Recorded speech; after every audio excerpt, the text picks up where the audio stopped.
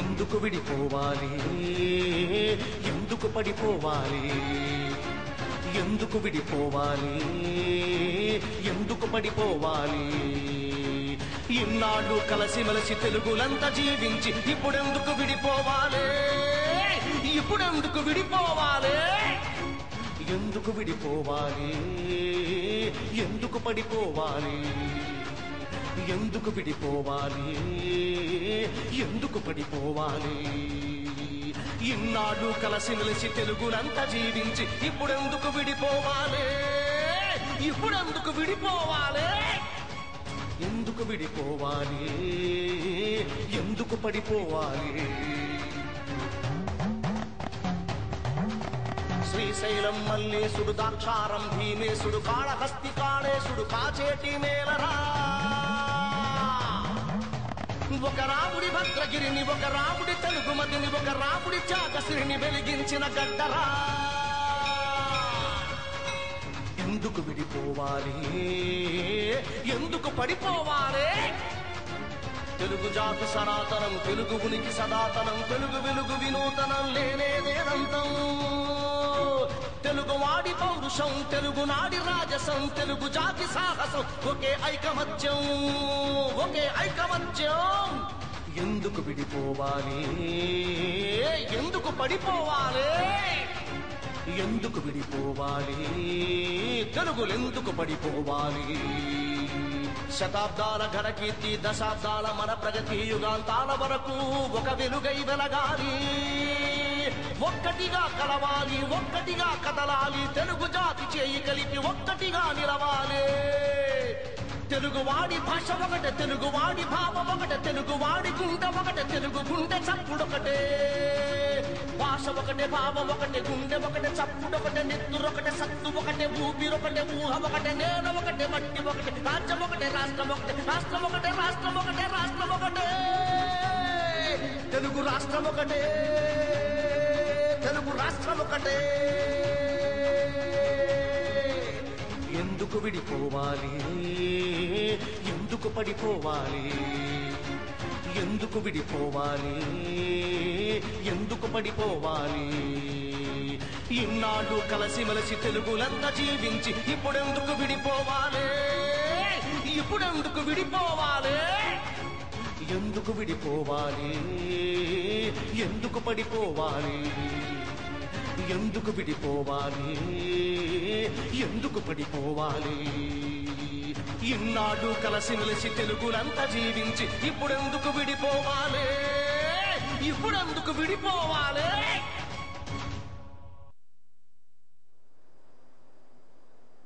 జై సమైక్యాంధ్ర. గోదావరి తీరాన సమైక్య గళం కార్యక్రమానికి స్వాగతం. ఈరోజు చర్చా కార్యక్రమానికి మన రాజమండ్రి పార్లమెంట్ సభ్యులు ఉండవల్లి అరుణ్ కుమార్ మొదటిసారిగా త్రిబుల్ సి ఛానల్కి విచ్చేయడం జరిగింది. సమైక్యాంధ్ర ఉద్యమ హోరు జరుగుతున్న నేపథ్యంలో ఇంకా రాష్ట్ర విభజన మీద అనేక అనుమానాలు ఉన్నాయి. విభజనకు సంబంధించి అనేక సందేహాలు, రాజ్యాంగబద్ధంగా ఎట్లాంటి ప్రక్రియలు ఉంటాయి, ఈ బిల్లు పార్లమెంట్లో చర్చకు వస్తుందా రాదా, ఇలా అనేక సందేహాలు ఉన్నాయి. ఇవన్నీ కూడా ప్రేక్షకులకి నివృత్తి చేయడానికి ఆయన జయాంధ్ర ఉద్యమం నుంచి కూడా ఒక ఉద్యమకారుడిగా, జయాంధ్ర ఉద్యమాన్ని తీసుకువెళ్లిన వ్యక్తిగా అందరికీ సుపరిచితులు. ఆనాటి నుంచి కూడా దాదాపు 40 సంవత్సరాల పాటు కాంగ్రెస్ పార్టీలో పనిచేసి ఇటీవల ఈ నోటు ఏదైతే ప్రవేశపెట్టారని చెప్పి ప్రకటన వెలువడిన తర్వాత పార్టీకి కూడా రాజీనామా చేసి ప్రజల పక్షాన నిలిచిన మనిషిగా ఆయన ఉండడం ఇక్కడ మన ప్రాంతవాసులకి, గోదావరి తీరవాసులందరికీ గర్వకారణం.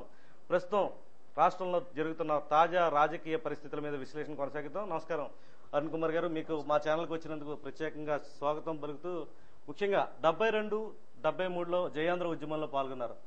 ఆనాడు ఉన్న పరిస్థితులు ఏంటి, ఈనాడు ఉన్న పరిస్థితులు ఏంటి? అప్పుడు ప్రత్యేక రాష్ట్రం కావాలనేటువంటి కోరికతో జరిగిన ఉద్యమం, ఇప్పుడు రాష్ట్రాన్ని విడదీయడం వల్ల అన్యాయం జరుగుతుందనేటువంటి పూర్తి విరుద్ధమైనటువంటి ఉద్యమాలు ఇవి. వీటి నేపథ్యం ఏంటంటే, అప్పుడు కూడా హైదరాబాదే నేపథ్యం.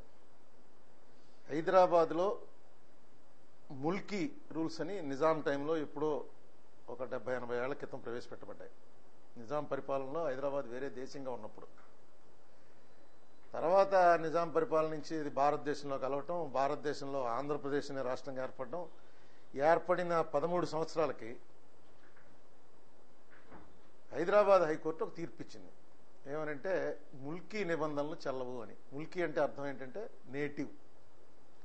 హైదరాబాద్లో కానీ తెలంగాణ ప్రాంతంలో కానీ నేటివ్స్కి ప్రిఫరెన్స్ ఇవ్వాలి, అంటే అక్కడ పుట్టిన వాళ్ళకే అక్కడ ఉద్యోగ అవకాశాలకి వాళ్లే ఎలిజిబుల్ అనేటువంటిది ఏదైతే ముల్కీ అనే రూల్ ఉందో ఆ రూల్ని ఇది చెల్లదు అని హైకోర్టు కొట్టేసింది. కొట్టగానే 1969లో తెలంగాణ ప్రాంతంలో ఉద్యమం స్టార్ట్ అయింది. ఎందుకంటే మా ఉద్యోగాలన్నీ కూడా ఆంధ్ర వాళ్ళు తీసుకెళ్ళిపోతారు, ఈ ముల్కీ అనే ప్రొటెక్షన్ కనుక మాకు లేనట్టయితే మా ఉద్యోగాలు బాగా చదువుకున్న వాళ్ళు, ఎందుకంటే మేము బ్రిటిష్ పరిపాలనలో ఉన్నామని వాళ్ళు నిజాం పరిపాలనలో ఉన్నారని, నిజాం పరిపాలనలో ఏనాడు నిజాం ప్రజల్ని పట్టించుకోలేదు. బ్రిటిష్ పరిపాలనలో 1857 నుంచే ప్రజాస్వామ్యాన్ని నెమ్మదిగా అలవాటు చేసుకుంటూ వచ్చారు. సో ఇక్కడ ఇది డెవలప్డ్ ఏరియా, ఈ డెవలప్డ్ ఏరియా వాళ్ళు వచ్చి మొత్తం అన్ని పట్టుకుపోతారు ఉద్యోగాలు, ఈ ముల్కీ కూడా లేకపోతే ఎలాగా అని చెప్పి వాళ్ళు ఒక ఉద్యమం చేశారు. ఉద్యమ ఫలితంగా ఉద్యమాల టైంలోనే ఎలక్షన్లు కూడా వచ్చాయి, పార్లమెంట్ ఎలక్షన్లు టీపీఎస్ అనే ఒక పార్టీ పెట్టి, ఇప్పుడు టీఆర్ఎస్ లాగే తెలంగాణ ప్రజా సమితి అనే ఒక పార్టీ పెట్టి 10 సీట్లు 11 సీట్లు గెలిచారు 14కి. అంటే స్వీప్ చేశారు. పెద్ద ఇందిరాగాంధీ వేవ్ దేశం అంతా నడిస్తే తెలంగాణలో మాత్రం తెలంగాణ వేవ్ నడిచింది. తర్వాత ఇందిరాగాంధీ పిలిచి ఈ రాష్ట్రం విడగొట్టడం అనేది నేను ఎట్టి పరిస్థితుల్లో ఒప్పుకోను, మీకు ఏం కావాలో చెప్పండి, మీకు కావాల్సింది మేము ఇస్తాను తప్ప రాష్ట్రం మాత్రం విడగొట్టడం నేను ఒప్పుకోను. లింగ్విస్టిక్ బేసిక్ మీద ఏర్పడినటువంటి ఫస్ట్ స్టేట్ ఆంధ్ర. తెలుగు వాళ్ళకి ప్రత్యేక రాష్ట్రం కావాలన్నది 100 ఏళ్ల క్రితం నుంచి ఉన్న డిమాండ్. ఆ డిమాండ్కి దీనిగా ఏర్పడిన రాష్ట్రం ఇది, దీన్ని చేయనని చెప్పి ఆవిడ చెప్తే అప్పీల్ చేయమని వాళ్ళు కోరింది ఏంటంటే హైకోర్టు తీర్పు మీద సుప్రీంకోర్టుకి అప్పీల్ చేయటం, నెక్స్ట్ ముల్కీ నిబంధనలు యథావిధిగా కొనసాగించేటువంటి ఏర్పాటు చేయటం. దానికి తోడు వాళ్ళకి ఉపశమనం కోసం బ్రహ్మానందరెడ్డి గారు కోస్తా ప్రాంతానికి చెందిన చీఫ్ మినిస్టర్ని మార్చి పివి నరసింహరావు గారు తెలంగాణ ప్రాంతానికి చెందినటువంటి చీఫ్ మినిస్టర్ని కూడా పెట్టారు. సుప్రీంకోర్టుకి అప్పీల్ చేశారు కదా హైకోర్టు తీర్పు మీద. సుప్రీంకోర్టు ఏం తీర్పిచ్చిందంటే ముల్కీ నిబంధనలు చెల్లుతాయి అని తీర్పిచ్చింది. అంటే హైకోర్టు తీర్పుని రివర్స్ చేసింది. చేయగానే ఆంధ్ర ఉద్యమం స్టార్ట్ అయింది. అప్పుడు నేను ఇక్కడ గవర్నమెంట్ కాలేజీలో సెకండ్ ఇయర్ బీకామ్ చదువుతున్నాను. మన వాళ్ళందరూ మీ ప్రతాప్, ప్రగలపాటి ప్రతాప్ వీళ్ళందరూ కూడా నా సీనియర్స్, కాలేజీలో కాంటెంపరీస్. చాలా పెద్ద ఉద్యమం అది. ఆర్ట్స్ కాలేజ్, వీటీ కాలేజ్ ఆ సంవత్సరమే ప్రారంభించారు. ఆర్ట్స్ అంతకుముందు ఒక సంవత్సరం అయిందేమో అంతే. ఆర్ట్స్ కాలేజీలో మేము సెకండ్ ఇయర్ బీకామ్ చదువుతున్నాను నేను. మొత్తం మేమంతా కూడా చాలా తీవ్రంగా, జక్కంపూడి రామ్మోహన్ రావు వీటీ కాలేజీలో ఇంటర్మీడియట్ ఫస్ట్ ఇయర్ బీకామ్ చదువుతున్నాడు. మేమందరం కలిసి చాలా తీవ్రంగా ఆ ఉద్యమంలో పాల్గొన్నాం. నిజానికి మాకు అంత పొలిటికల్ నాలెడ్జ్ లేదు, కానీ అన్యాయం జరిగిపోతుంది. హైదరాబాద్ మీద నేటివ్ అన్నవాడికే హక్కు ఉంటుంది తప్ప మనకేం హక్కు ఉండదు.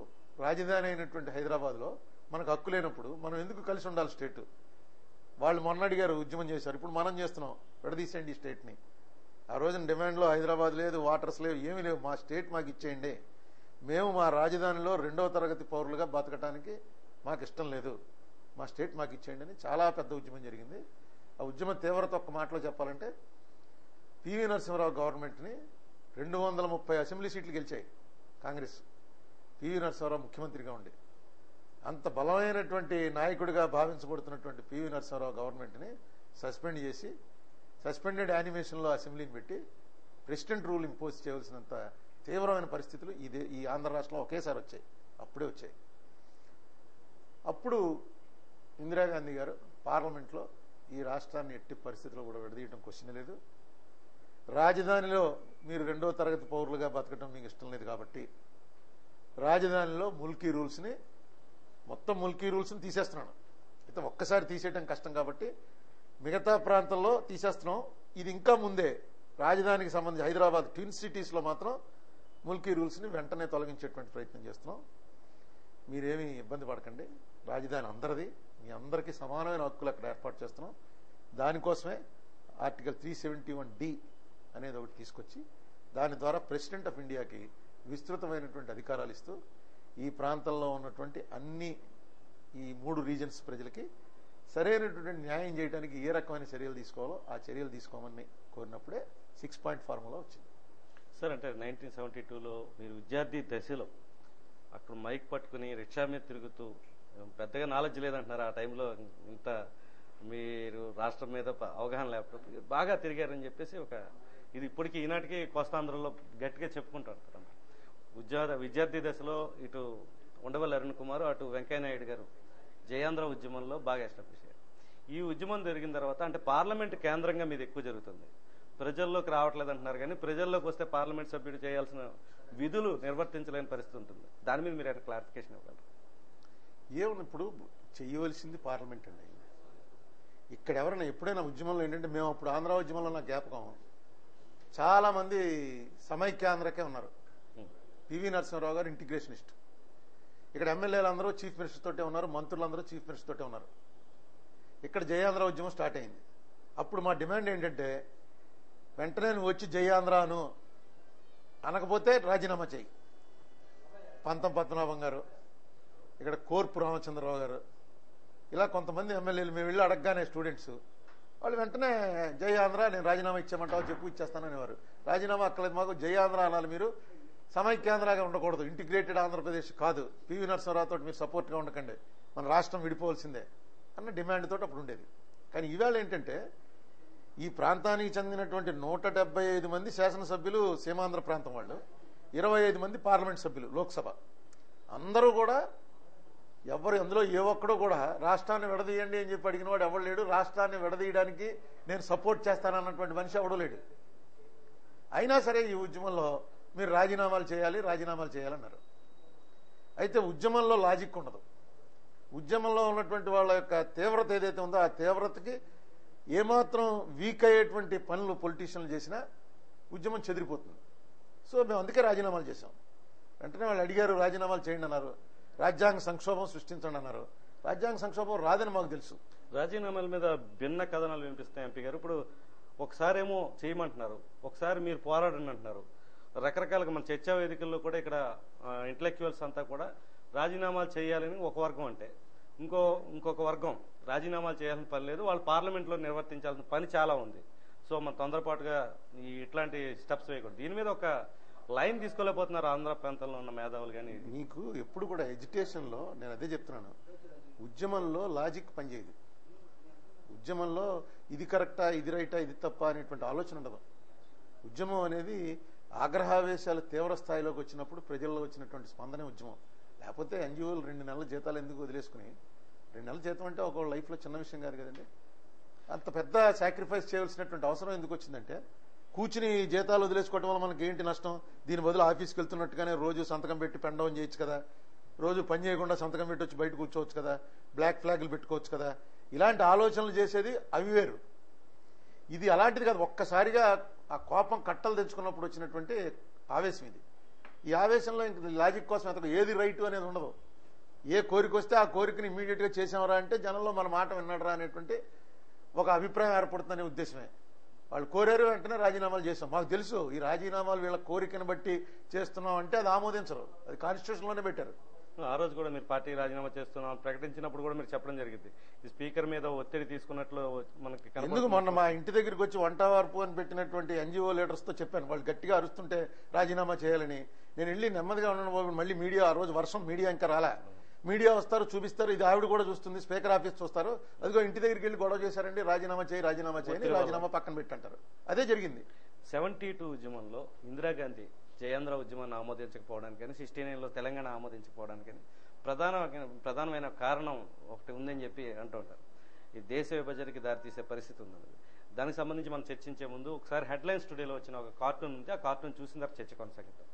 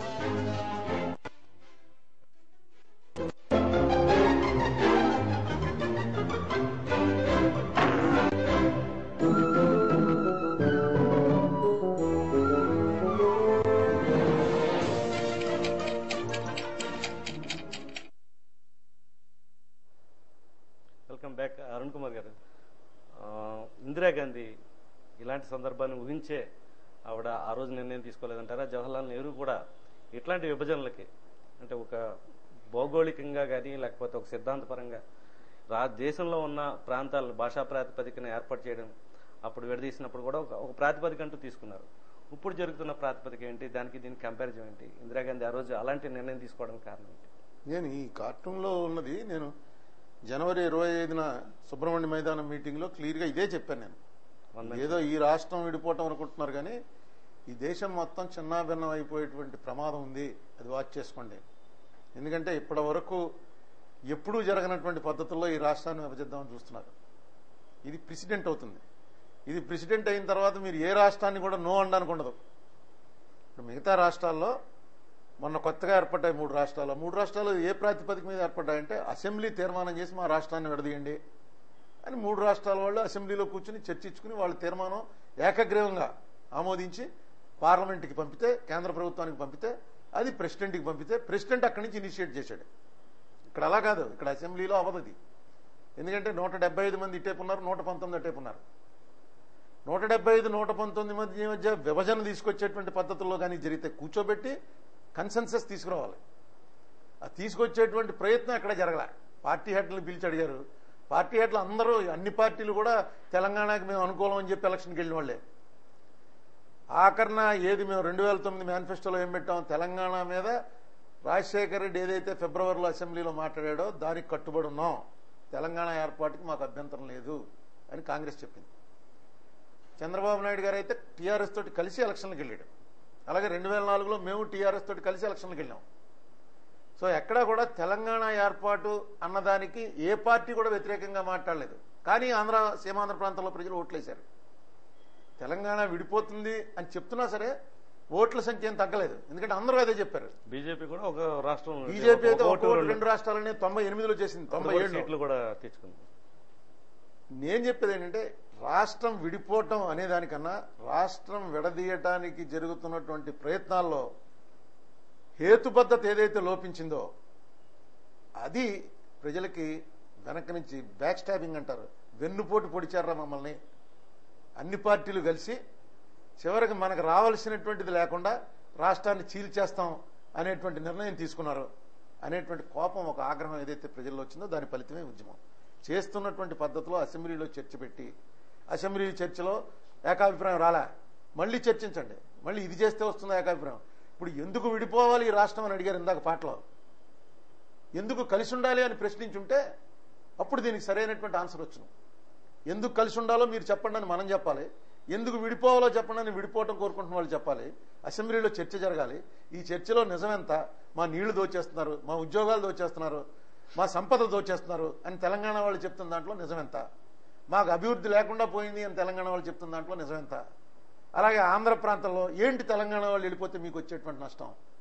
ఈ చర్చ ఏ రోజైతే జరుగుతుందో ఆ రోజున నిజంగా డెమోక్రసీ ఉన్నట్లు లెక్క. అంటే పార్లమెంట్లో మీరు ఏం చెప్దాం అనుకున్నారు? మీ చర్చని అడ్డుకోవడం జరిగింది. మీరు చెప్తున్న స్పీకర్కి నివేదిస్తున్న సందర్భంలో ఇందిరాగాంధీ గురించి ప్రస్తావిస్తున్నప్పుడు అడ్డుపడ్డారు మీ పార్టీకి సంబంధించిన ఎంపీలే. అప్పుడు ఏం చెప్దాం అనుకున్నారు మీరు? అసలు అది ఎందుకు? ఏం లేదు, ఇప్పుడు ఇందిరాగాంధీ ఆ రోజున నేను ఉద్యమంలో జైలుకి వెళ్ళినవాడిని, ఎవరో కాదు పెద్ద ఉద్యమం జరిగింది అని చెప్పుకోవడానికి. నేనే ఆ ఉద్యమంలో పాల్గొన్నాను, నేనే జైలుకి వెళ్ళాను. మమ్మల్ని ఆ రోజున ఇందిరాగాంధీ స్టేట్మెంట్ రాగానే కాలాఫ్ అయిపోయింది, ఎడ్యుకేషన్ కాలాఫ్ అయిపోయింది, అందరూ ఆఫీసులకు వెళ్ళిపోతున్నారు. 18 ఏళ్ల కుర్రాడిని ఏంటిది ఇంత యాజిటేషన్ చేసి ఒక ఆల్మోస్ట్ 1 ఇయర్ పోయింది. కాలేజీలు లేవు, స్కూళ్ళు లేవు, ఆఫీసులు లేవు, సినిమా హాళ్ళు లేవు, రైళ్లు లేవు, బస్సులు లేవు, కరెంట్ లేదు, భయంకరమైన వాతావరణంలో అంత ఉద్యమం జరిగి ఇందిరాగాంధీ గారు పార్లమెంట్లో స్పీచ్ ఇచ్చింది. ఆ స్పీచ్ ఏంటో కూడా మాకు తెలియదు. ఎందుకంటే అప్పటికి ఇంత మీడియా లేదు, ఓన్లీ పేపర్లు, అసలు టీవీలు అయితే లేనే లేవు ఈ దేశంలో. పేపర్లు కూడా ఈనాడు పేపరు, ఇప్పుడున్న పేపర్లు ఏవీ లేవు. ఆంధ్రప్రభ, ఆంధ్రపత్రిక, ఇలా కొన్ని పేపర్లు ఉండేవి. ఆ పేపర్లే ఫాలో అవ్వాలి. హిందూ పేపర్ ఒకటి, ఇండియన్ ఎక్స్ప్రెస్, ఆ పేపర్లో వస్తేనే ఏంటి ఎందుకు ఏమైపోయిందో తెలియదు. సడన్గా ఉద్యమం కాలాప్ అయిపోయింది. ఏంట్రా అంటే ఒప్పేసుకున్నారటని. ఏంటి ఇంత ద్రోహం చేశారో ఒప్పేసుకున్నారని తర్వాత పేపర్లో చదివితే ఒక్కొక్కటి ఆవిడ ఏం మాట్లాడింది, ఎందుకు రాష్ట్రం ఒప్పుకోలేదు, ఎందుకు విభజన ఒప్పుకోలేదు అన్నదానికి ఆవిడ ఖచ్చితంగా ఎందుకు ఒప్పుకోలేదంటే దీంతో ప్రారంభమై ఇది దేశ విచ్ఛిన్నతకి దారి తీస్తుంది, సో ఎట్టి పరిస్థితుల్లో నేను ఒప్పుకోను, మీకు ఏం కావాలో మీరు అడగండి, అది ఏర్పాటు చేస్తాం తప్ప రాష్ట్రం విడదీయండి అనేటువంటి మాట మాత్రం చెప్పకండి. ఇంకా నా చెవుల్లో మారుమోగుతున్నాయి ఆవిడన్న మాటలు. విశాలాంధ్ర విశాలాంధ్ర అంటూ వచ్చినటువంటి నినాదాలు మా 1955లో వచ్చాను నేను ఆంధ్రాకి. వచ్చినప్పుడు అప్పుడు నా చెవుల్లో ఇంకా నినాదాలు వినబడుతూనే ఉన్నాయి. మీరు అందరూ కోరుకుని విశాలాంధ్ర అడిగారు, అడిగితే విశాలాంధ్ర చేశాం. ఈవేళ వచ్చి మాకేదో ఉద్యోగాలు లేవనో లేకపోతే మాకు అన్యాయం జరుగుతుంది, ముల్కీ రూల్స్ ఉన్నాయి, మా రాష్ట్రం విడదీసేయడం ఉద్యమం చేస్తే ఈ దేశం ఉండాలా వద్దా? ఇదే ఆవిడ అడిగింది, అదే చెప్దాం అనుకున్నాను. అది చెప్తాం అన్నది లీక్ అయింది. ఎందుకంటే కాంగ్రెస్ పార్టీ ఈవేళ ఉందంటే ప్రధానమైనటువంటి కాంగ్రెస్ పార్టీకి ఒక ఇమేజ్ జవహర్లాల్ నెహ్రూ గారు వాళ్ళు నడిపింది స్వాతంత్రోద్యమ ఇమేజ్ తోటి కాంగ్రెస్ని నడిపారు. అప్పుడు జవహర్లాల్ నెహ్రూ గారితో సమానమైనటువంటి స్టేటస్ ఉన్నవాళ్ళు అనేక మంది పొలిటీషియన్స్ ఉండేవారు. కానీ ఇందిరాగాంధీ వచ్చి కాంగ్రెస్కి ఒక ఇమేజ్ ఇచ్చింది. ఆ ఇమేజ్ ఏంటంటే అమ్మ, గవర్నమెంట్ అంటే అమ్మ. ఇందిరమ్మ అని ఎందుకు పిలిచారంటే తల్లి ఎలాగైతే పిల్లలను చూస్తుందో అలా చూసుకునేటువంటి కెపాసిటీ ఉన్న మనిషి ఇందిరమ్మ అనేటువంటి ఒక ఫిగర్ హెడ్ అయిపోయింది. కుటుంబానికి తల్లి ఎలాగో ఈ దేశానికి ఈవిడ అలా రాని. ముఖ్యంగా అండర్ ప్రివిలేజ్డ్ బడుగు బలహీన వర్గాల వాళ్ళకి ఇదిగో మా అమ్మ ఉందిరా, మాకు భయం, ఏం భయం పడక్కర్లేదు, మా అమ్మ చూసుకుంటుంది అనేటువంటి ఒక కాన్ఫిడెన్స్ క్రియేట్ చేసింది. అటువంటి అమ్మ ఇదే హౌస్లో ఏదైతే అక్కడ కూర్చుని మాట్లాడిందో దానికి పూర్తి విరుద్ధంగా ఆ అమ్మ పేరు చెప్పుకుని నడుస్తున్నటువంటి పార్టీ ఈ విధంగా చేయటం, దీన్ని ఎలా సమర్థించుకుంటారు అని అడుగుదాం అనుకున్నాను. నెహ్రూ ఇందిరా ఇచ్చిన లైన్ ని సోనియా తప్పడానికి కారణం ఏంటి?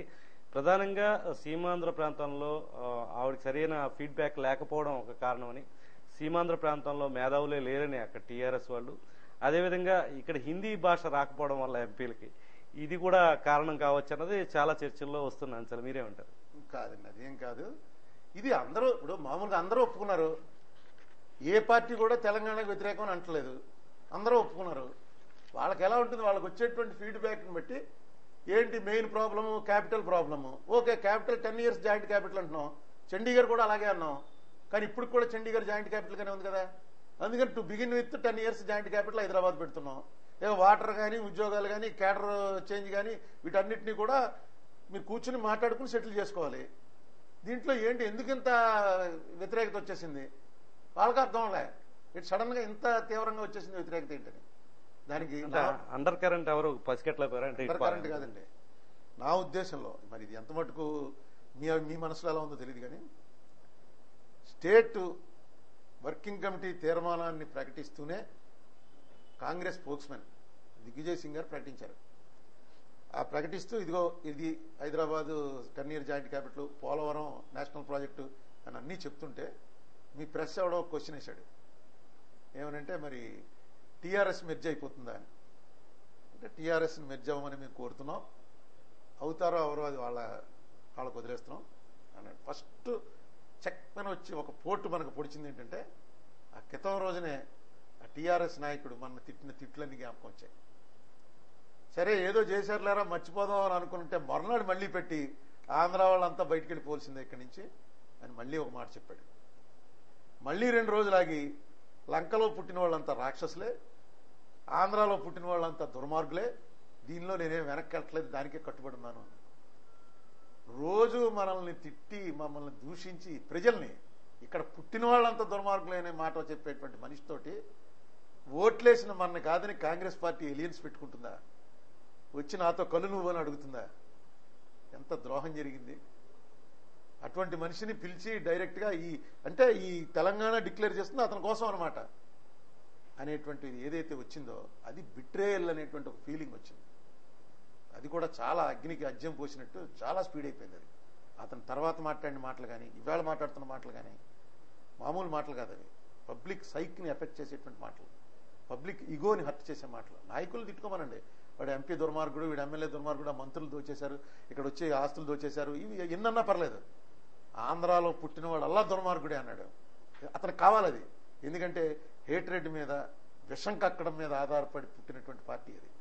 ఆ పార్టీ మీద ఇక్కడ ప్రజల్లో ఎంత ద్వేషం వస్తే ఆ పార్టీ మీద అక్కడంత ప్లస్ వచ్చేలాగా ఒకటి అలా కల్టివేట్ చేసుకుంటూ వచ్చాడు. ఇది ఈ దేశ సమగ్రతకి, ఈ దేశ సమైక్యతకి చాలా పెద్ద హామ్ చేసినటువంటి మనిషి. ఈవేళ తెలియట్లేదు మీకు. ఏదైతే కార్టూన్ చూపించారో ఇప్పుడు, ఇది నేను చెప్పింది ఆ రోజు మీటింగ్లో చెప్పింది, ఖచ్చితంగా ఇది జరగబోతోంది. మీకు తెలంగాణ వాదం అన్నది 1972 తర్వాత మళ్ళీ రాలే.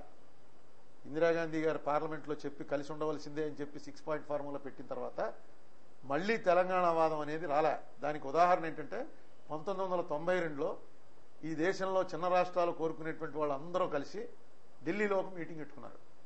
ఆ మీటింగ్కి జయంత్ హోంగ్డే అని చెప్పి ఒక అస్సాం ఎంపీ అధ్యక్షత వహించాడు.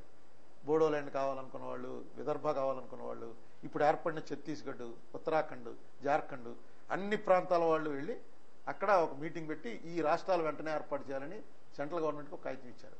అందులో తెలంగాణ లేదు, పాల్గొలే. తెలంగాణకు సంబంధించిన 14 మంది ఎంపీలు అప్పుడు ఉన్నారు. ఎవ్వరూ వెళ్ళి మాకు కూడా రాష్ట్రం కావాలా, మా డిమాండ్ కూడా ఉందని ఎప్పుడు చెప్పలే. సో ఇది 3 రాష్ట్రాలు ఇచ్చిన తర్వాత స్టార్ట్ అయింది. ఎప్పుడైతే బీజేపీ గవర్నమెంట్, ఎన్డీఏ గవర్నమెంట్ వచ్చి ఛత్తీస్గఢ్, ఉత్తరాఖండ్, జార్ఖండ్ అనౌన్స్ చేసిందో అప్పుడు ఇక్కడ ఈ చెన్నారెడ్డి గారు, మా కాంగ్రెస్ పార్టీకి చెందిన చెన్నారెడ్డి గారు 40 మంది ఎమ్మెల్యేలతో సంతకాలు పెట్టించి పట్టుకెళ్లి సోనియా గాంధీకి ఇచ్చాడు. 3 రాష్ట్రాలు ఏర్పరుస్తున్నారు, కాంగ్రెస్ తరఫున డిమాండ్ పెట్టండి, తెలంగాణ కూడా కావాలి అని. అప్పుడు సోనియా గాంధీ గారు అద్వానీకి లెటర్ రాస్తే తెలంగాణ సమస్య లేదని చెప్పి ఆయన రిజెక్ట్ చేశాడు. ఇది హిస్టరీ. ఇది ఆ 3 రాష్ట్రాలు ఏర్పడిన తర్వాత తెలంగాణ స్టార్ట్ అయింది. 3 రాష్ట్రాలు అసెంబ్లీ తీర్మానంతో, ఏకగ్రీవ తీర్మానంతో ఏర్పడినా తెలంగాణ వాళ్ళకి ఆ కోరిక వచ్చింది. తెలంగాణ అసెంబ్లీ తీర్మానం అక్కర్లేదు మాకని వీళ్ళు తెలంగాణ కనుక ఏర్పాటు చేసే ప్రయత్నం చేస్తే ఇందాక మీరు చూపించినటువంటి ఆ తేనెటీగలు ఉన్నాయి చూసారా, వచ్చి కుట్టాయి. అవి చాలా తక్కువ తేనెటీగలు చూపించారు. అదే అంటారు. 560 సంస్థానాలు కలిపి భారతదేశం ఏర్పడింది. 560, అందులో హైదరాబాద్ సంస్థానం ఒకటి. ఎంపీ గారు ఇప్పుడు అంటే మిగతా రాష్ట్రాల్లో విభజన జరగకూడదని కూడా అక్కడ కూడా ఉద్యమాలు జరిగాయి. జరిగినప్పటికీ కూడా విభజించారు. ఇక్కడ విభజన జరుగుతుంది అనే క్రమంలో ఇది విభజన ఆగిపోతుందని మీరు ఏ విధంగా ధీమా? విభజన జరగకూడదని ఇప్పటి వరకు భారతదేశంలో ఎక్కడా ఉద్యమం జరగల. విభజన జరిగేటప్పుడు ఈ ఊరు మాకు కావాలి, ఈ ఊరు మా దాంట్లో కావాల్సింది అందులో కలపడం ఏంటి అనేటువంటి ఉద్యమాలు జరిగాయి తప్ప విభజనని ఒక ప్రాంతం వ్యతిరేకించినప్పుడు ఆ ప్రాంత ప్రజల అభిప్రాయాలని పరిగణనలోకి తీసుకోకుండా రాష్ట్రం ఏర్పాటు చేయటం, విభజన చేయటం అనేది ఇప్పటి వరకు భారతదేశంలో జరగలేదు. ఇప్పుడు కూడా జరగకూడదు అనేదే మా కోరిక. అంటే ఇది ఖచ్చితంగా ఆగుతుందని మీరు చాలా కాన్ఫిడెన్స్ గా చెప్తున్నారు. ఎట్లా ఆగుతుంది? ఖచ్చితంగా ఆగుతుందంటే 2014 వరకు ఆగుతుందని. ఎందుకంటే అసెంబ్లీలో తీర్మానం వ్యతిరేకంగా వస్తుంది. అసెంబ్లీలో తీర్మానం వ్యతిరేకంగా వచ్చిన తర్వాత ప్రెసిడెంట్ ఆఫ్ ఇండియాకి వెళ్తుంది. ప్రెసిడెంట్ ఆఫ్ ఇండియా 143 ప్రకారం సుప్రీంకోర్టుని అడుగుతాడు. ఆయన ఏం చేయమంటావు, ఆర్టికల్ 3లో ఇలా ఉంది, ఏంటి చెప్పండి అని చెప్పి సుప్రీంకోర్టుని ఒపీనియన్ అడుగుతారు. సుప్రీంకోర్టు ఒపీనియన్ ఇవ్వాలి. ఇవన్నీ జరగడానికి టైం లేదు మనకి. ఇంకొక సెషనే ఉంది. ఆ ఒక్క సెషన్ అయిపోయిన తర్వాత ఇంకా ఓట్ ఆన్ అకౌంట్ వస్తుంది. అందులో ఏమి కొత్త బిల్స్ పెట్టరు. సో 2014 వరకు ఇది జరగదనేది నా నమ్మకం. అంటే 2014 అంటే మనకి ఇప్పుడు ఈ 2013 డిసెంబర్ వరకు అంటారా, 2014 డిసెంబర్ వరకు? 2014 ఏప్రిల్ వరకు కొత్త ఎన్నికలు జరిగి కొత్త ప్రభుత్వం వచ్చే వరకు ఇది జరగకపోవడానికే ఎక్కువ అవకాశాలు ఉన్నాయి. కానీ నా భయం ఏంటంటే కాంగ్రెస్ పార్టీ, బీజేపీ పార్టీ 2 పార్టీలు కూడా విభజనకు అంగీకరించాక రేపు ఏ ప్రభుత్వం వచ్చినా కూడా విభజన ఆగదు. మనం ఈవేళ వేసుకోవాల్సినటువంటి ఫౌండేషన్ ఏంటంటే ఇది పద్ధతి తప్పు, ఈ పద్ధతిలో ఇది జరగడానికి వీల్లేదు. రాష్ట్ర మెజారిటీ ప్రజల అభిప్రాయాలకి విరుద్ధంగా ఆర్టికల్ 3 చెప్పింది కాబట్టి వీళ్ళ అభిప్రాయం మేము పరిగణనలోకి తీసుకోక్కర్లేదు అనేటువంటి ఆలోచన చేస్తే అది చాలా తప్పు. ఆర్టికల్ 3ని వక్రీకరిస్తున్నారు తప్ప ఆర్టికల్ 3లో అలా ఎక్కడా లేదు. అసలు ఆర్టికల్ 3 మీద మీరు ప్రేక్షకులకి కొంత క్లారిఫికేషన్ చేయాల్సిందండి. 371Dకి సంబంధించి కూడా అనేక రకాల అభిప్రాయాలు ఉన్నాయి. వాస్తవంగా దాంట్లో పొందుపరిచిన అంశాలేంటి? ఆర్టికల్ మన భారత రాజ్యాంగం ఏర్పడుతున్నప్పుడు ఒక్కొక్క ఆర్టికల్ ఎలాగా ఏంటి, ప్రపంచంలో ఇలాంటి ఆర్టికల్స్ ఎలా ఉన్నాయి అని తీవ్రమైనటువంటి చర్చ జరిగింది. అందులో నేను చదివిన దాంట్లో మన ఏరియా నుంచి ఎక్కువగా పట్టాభి సీతారామయ్య గారు పాల్గొన్నాడు. అందరికన్నా దానికి drafting committee chairman doctor Ambedkar గారు. అంబేద్కర్ గారు చెప్పినవే ఎక్కువ మంది మెంబర్లు అంగీకరించారు. ఈ ఆర్టికల్ 3లో కూడా అసెంబ్లీది ఓన్లీ కన్సెంట్, అసెంబ్లీ నిర్ణయం వేరుగా ఉన్నా సరే పార్లమెంట్కి అధికారం అంటూ అంబేద్కర్ గారు ప్రపోజ్ చేసింది. అది ఆ ప్రపోజ్ చేయడానికి కారణం కూడా ఆయన ఏం చెప్పాడంటే, ఇప్పుడు మెడ్రాస్లోంచి ఆంధ్ర రాష్ట్రం విడిపోతాం తెలుగు వాళ్ళు అంటున్నారు. అప్పుడు ఇంకా విడిపోలే మనం. తెలుగు వాళ్ళు మైనార్టీలో ఉన్నారు, తమిళ వాళ్ళు, మిగతా మెడ్రాస్ రాష్ట్రం మెజార్టీ ఉంది. అక్కడ అసెంబ్లీలో కనుక తెలుగు రాష్ట్రానికి వ్యతిరేకంగా వచ్చిందనుకోండి, ఇంకెప్పటికీ తెలుగు రాష్ట్రం ఏర్పడదా. అందుకని దీన్ని ఏం చేయాలంటే మనం ఒకవేళ మెజారిటీ అభిప్రాయానికి విరుద్ధంగా మైనారిటీ ప్రజలు కనుక అభిప్రాయపడి స్ట్రాంగ్గా వెళ్ళంటే వాళ్ళకి ప్రెసిడెంట్ డోర్ లాక్ చేసే అవకాశం ఇవ్వాలి. ప్రెసిడెంట్ గారు నిర్ణయం తీసుకుని దాన్ని పార్లమెంట్ ముందు పెడతాడు. ఏంటి ప్రెసిడెంట్ కన్విన్స్ అయితే అని ఆయన పెట్టారు. పెడుతూ మీకు చదివి వినిపించిన ఒకటి పెడుతూ ఆయన ఒక మాట ఏం చెప్పాడంటే, ఇది ఫ్రేమింగ్ ఆఫ్ ద కాన్స్టిట్యూషన్ నుంచి తీసినటువంటిది. పెడుతూ దాని మీద చాలా డిస్కషన్ జరిగింది. డిస్కషన్ జరిగితే ఆయన ఏమన్నాడంటే,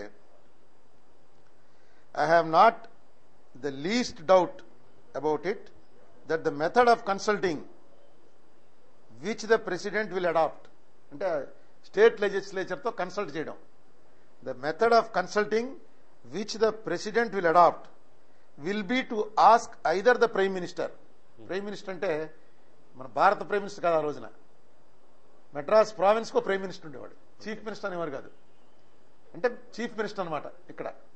either the prime minister or the governor to table a resolution which may be discussed in the particular state legislature which may be affected, so that ultimately the initiation will be by the total legislature and not by the parliament at all. Ambedkar గారు ఎంత క్లారిటీగా చెప్పారంటే, ప్రెసిడెంట్ని అభిప్రాయం తెలుసుకోండి అని ఎందుకు పెడుతున్నాం అంటే, మేము ఆర్టికల్ 3లో ప్రెసిడెంట్ ఆ లెజిస్లేచర్ ఉన్న చోట అక్కడ ప్రైమ్ మినిస్టర్ని అంటే చీఫ్ మినిస్టర్ని కానీ గవర్నర్ని కానీ దీనికి సంబంధించి ఒక రెజల్యూషన్ పెట్టు అని చెప్తాడు ప్రెసిడెంట్. ఆ రెజల్యూషన్ మీద చర్చ జరిగి దాన్ని ఇనిషియేట్ చేయడం అనేది ఆ అసెంబ్లీ నుంచే స్టార్ట్ అవ్వాలి తప్ప పార్లమెంట్ నుంచి కానే కాదు అని చాలా క్లారిటీగా డాక్టర్ బిఆర్ అంబేద్కర్ గారు ఈ ఫ్రేమింగ్ ఆఫ్ ద కాన్స్టిట్యూషన్ చెప్పడం జరిగింది.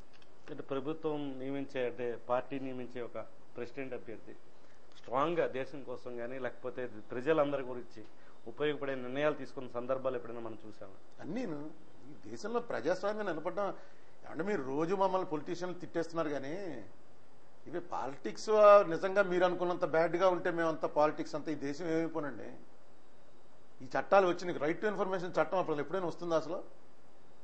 ఈవేళ ఉన్నటువంటి చట్టాలు కానీ ఈవేళ మొన్న ఏమైంది, తీసుకెళ్లి లల్లూ ప్రసాద్ యాదవ్ లాంటి వాడు ఈవేళ జైల్లో ఉండి డిస్క్వాలిఫై అయిపోయాడు. ఎప్పుడైనా అవుతుందా? అతనికి రూలింగ్ పార్టీకి సపోర్ట్ చేస్తున్నటువంటి మనిషి. ఇది మీరు అనుకున్న ఏంటంటే ఆ కోపంలో మమ్మల్ని తిట్టేటువంటి అవకాశం అర్హత మీకు ఉన్నాయి కాబట్టి మీ రిప్రజెంటేటివ్స్ కాబట్టి మేము ఖచ్చితంగా మీకు కోపం వచ్చినప్పుడు తిడతారు, తప్పలేదు. రాహుల్ గాంధీ అడ్డుపడబోతే బిల్లు ఖచ్చితంగా రాహుల్ గాంధీ ఎందుకంటే రాహుల్ గాంధీ ఏంటంటే ఎక్కడ ఆకాశంలో ఆమోదించింది ప్రధానమంత్రి. రాహుల్ గాంధీ అన్నవాడు Congress vice president, Congress party తెరబడినట్టే లెక్కది. రాహుల్ గాంధీ ఎలో నమ్మకం. రాహుల్ గాంధీకి ఒక్కడికి ఏముంటుంది వాల్యూ? కాంగ్రెస్ పార్టీలో ఉన్నతమైన స్థానంలో ఉన్నాడు కాబట్టి అతనికి వాల్యూ ఉంది. ఓన్లీ ఆ కుటుంబానికి చెందినవాడు కాబట్టి అండి ఆ వాల్యూ అనుకుంటే, మేనకా గాంధీ కొడుకు వరుణ్ గాంధీ ఉన్నాడు, అతనంటే ఏమన్నా అవుతుందా? ఆ పార్టీ మార్చేశారు కాబట్టి వాళ్ళ వాల్యూ పోయింది. కాంగ్రెస్ తోటి ఆ కుటుంబంలో ఏ సభ్యులు అయితే కలిసి ఉన్నారో వాళ్ళకి వాల్యూ ఉంది అంతే. అందుకే రాహుల్ గాంధీకి ఆ వాల్యూ వచ్చింది. రాహుల్ గాంధీ అన్న మాటకు అంత విలువ రావడానికి కారణం అతను కాంగ్రెస్ వైస్ ప్రెసిడెంట్గా ఉండటం వల్ల. ఇదే ప్రియాంక గాంధీ అంటే రాదు. ఇతను పార్టీలో ఒక ఉన్నతమైనటువంటి స్థానంలో ఉన్నటువంటి వ్యక్తి. దాని గురించి చాలా క్యాజువల్గా అన్నప్పటికీ అది ప్రజలకు ఉన్నటువంటి అభిప్రాయాలని వెలిబుచ్చేలా ఉంది కాబట్టి ఇదేంటంటే అన్యాయం, వాళ్ళు నేరాలు చేసినా సరే వాళ్ళు మామూలుగా ఉండొచ్చా అని భావన ఏదైతే వచ్చిందో దాన్ని అడ్రస్ చేశాడు. మీకు ఏమి పొలిటికల్ ఈ దేశంలో ఉన్నటువంటి పొలిటీషియన్స్లో ఎస్ అన్ని రంగాల్లో ఎలా అయితే మంచివాళ్ళు చెడ్డవాళ్ళు ఉంటారో పొలిటీషియన్స్లో కూడా మంచివాళ్ళు చెడ్డవాళ్ళు ఉంటారు. కానీ పాలిటిక్స్ అంటేనే చెడు అనేటువంటి భావన కనుక తొలగించకపోతే మనం ముందు ముందు నెమ్మదిగా డెమోక్రసీ నుంచి దూరం అయిపోతాం. డెమోక్రసీ అంటే పబ్లిక్ రిప్రజెంటేషనే. చీచీజీ ఇది కంపండి, ఇందులోకి వెళ్ళకూడదండి, అంతా ఎదవలే ఉంటారండి ఇక్కడ అనే ఆలోచన కనుక చదువుకున్నవాడు తుడిచైపోతే చాలా ప్రమాదం వస్తుంది. అంత బ్యాడ్గా ఉండదండి. అంతా అంటే మన సీమాంధ్ర ప్రాంతాల్లో అందరూ పెట్టుకున్న హోప్స్ ని ఖచ్చితంగా ప్రణబ్ ముఖర్జీ నెరవేర్చే అవకాశం ఉందంటారు. అవకాశం ఏంటండి, బైండింగ్ అది. ప్రణబ్ ముఖర్జీ అన్నటువంటి మనిషి ప్రెసిడెంట్ ఆఫ్ ఇండియా స్టేటస్లో ఉన్నవాళ్ళు ఎవరైనా సరే ఖచ్చితంగా దీన్ని ప్రెసిడెంట్కి ఇచ్చారు ఈ రైట్. ఈ బిల్లు ప్రవేశపెట్టేది కేబినెట్ కాదు. స్టేట్స్ డివిజన్ చేయాలని స్టేట్ రీఆర్గనైజేషన్ బిల్ అంటూ పార్లమెంట్లో ప్రవేశపెట్టాలంటే ఏ బిల్లు అయినా కేబినెట్ ప్రవేశపెడుతుంది. ఈ బిల్లు మాత్రం ప్రెసిడెంట్ ప్రవేశపెట్టాలి. ఈ బిల్లును అసెంబ్లీకి ప్రెసిడెంటే పంపాలి. సో ఇందులో చాలా క్లారిటీగా ఉంది. ఈ అంబేద్కర్ గారు చెప్పింది మాట విన్న తర్వాత ఇంత క్లియర్గా ఆయన చెప్పాడు. ఎందుకంటే లెజిస్లేచర్ నుంచే ఇనిషియేట్ అవ్వాలి. అలాగని చెప్పి మైనారిటీ స్టేట్ కాబట్టి వాళ్ళు అడిగితే వాళ్ళకి ఎప్పటికీ స్టేట్ రాదురా అనేటువంటి భావన కలగకూడదు.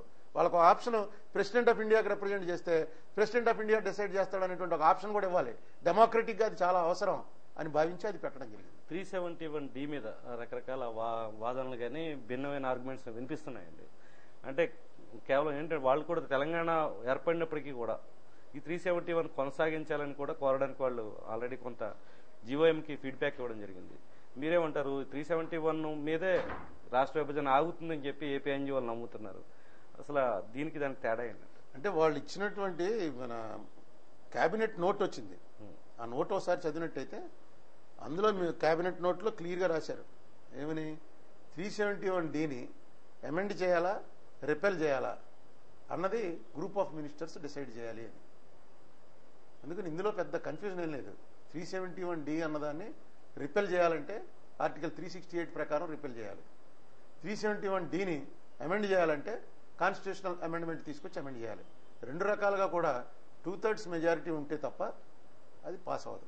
సో 371Dకి 2/3 మెజారిటీ రాదు కాబట్టి రాష్ట్రం ఏర్పడదు అనేటువంటి ఒక నమ్మకం ఎన్జిఓల్లో ఉండటానికి వాళ్ళకి they are competent to have such an opinion. రాష్ట్రపతికి సుప్రీంకోర్టు ద్వారా అంటే వాళ్ళు కన్సల్ట్ తీసుకుని ఒక నిర్ణయానికి 143, 141 చెప్పారు. 143 సెక్షన్స్ ప్రకారం ఆర్టికల్ 143 ప్రకారం ఎటువంటి అధికారాలు ఉన్నాయి సార్? ఆర్టికల్ 143 ప్రకారం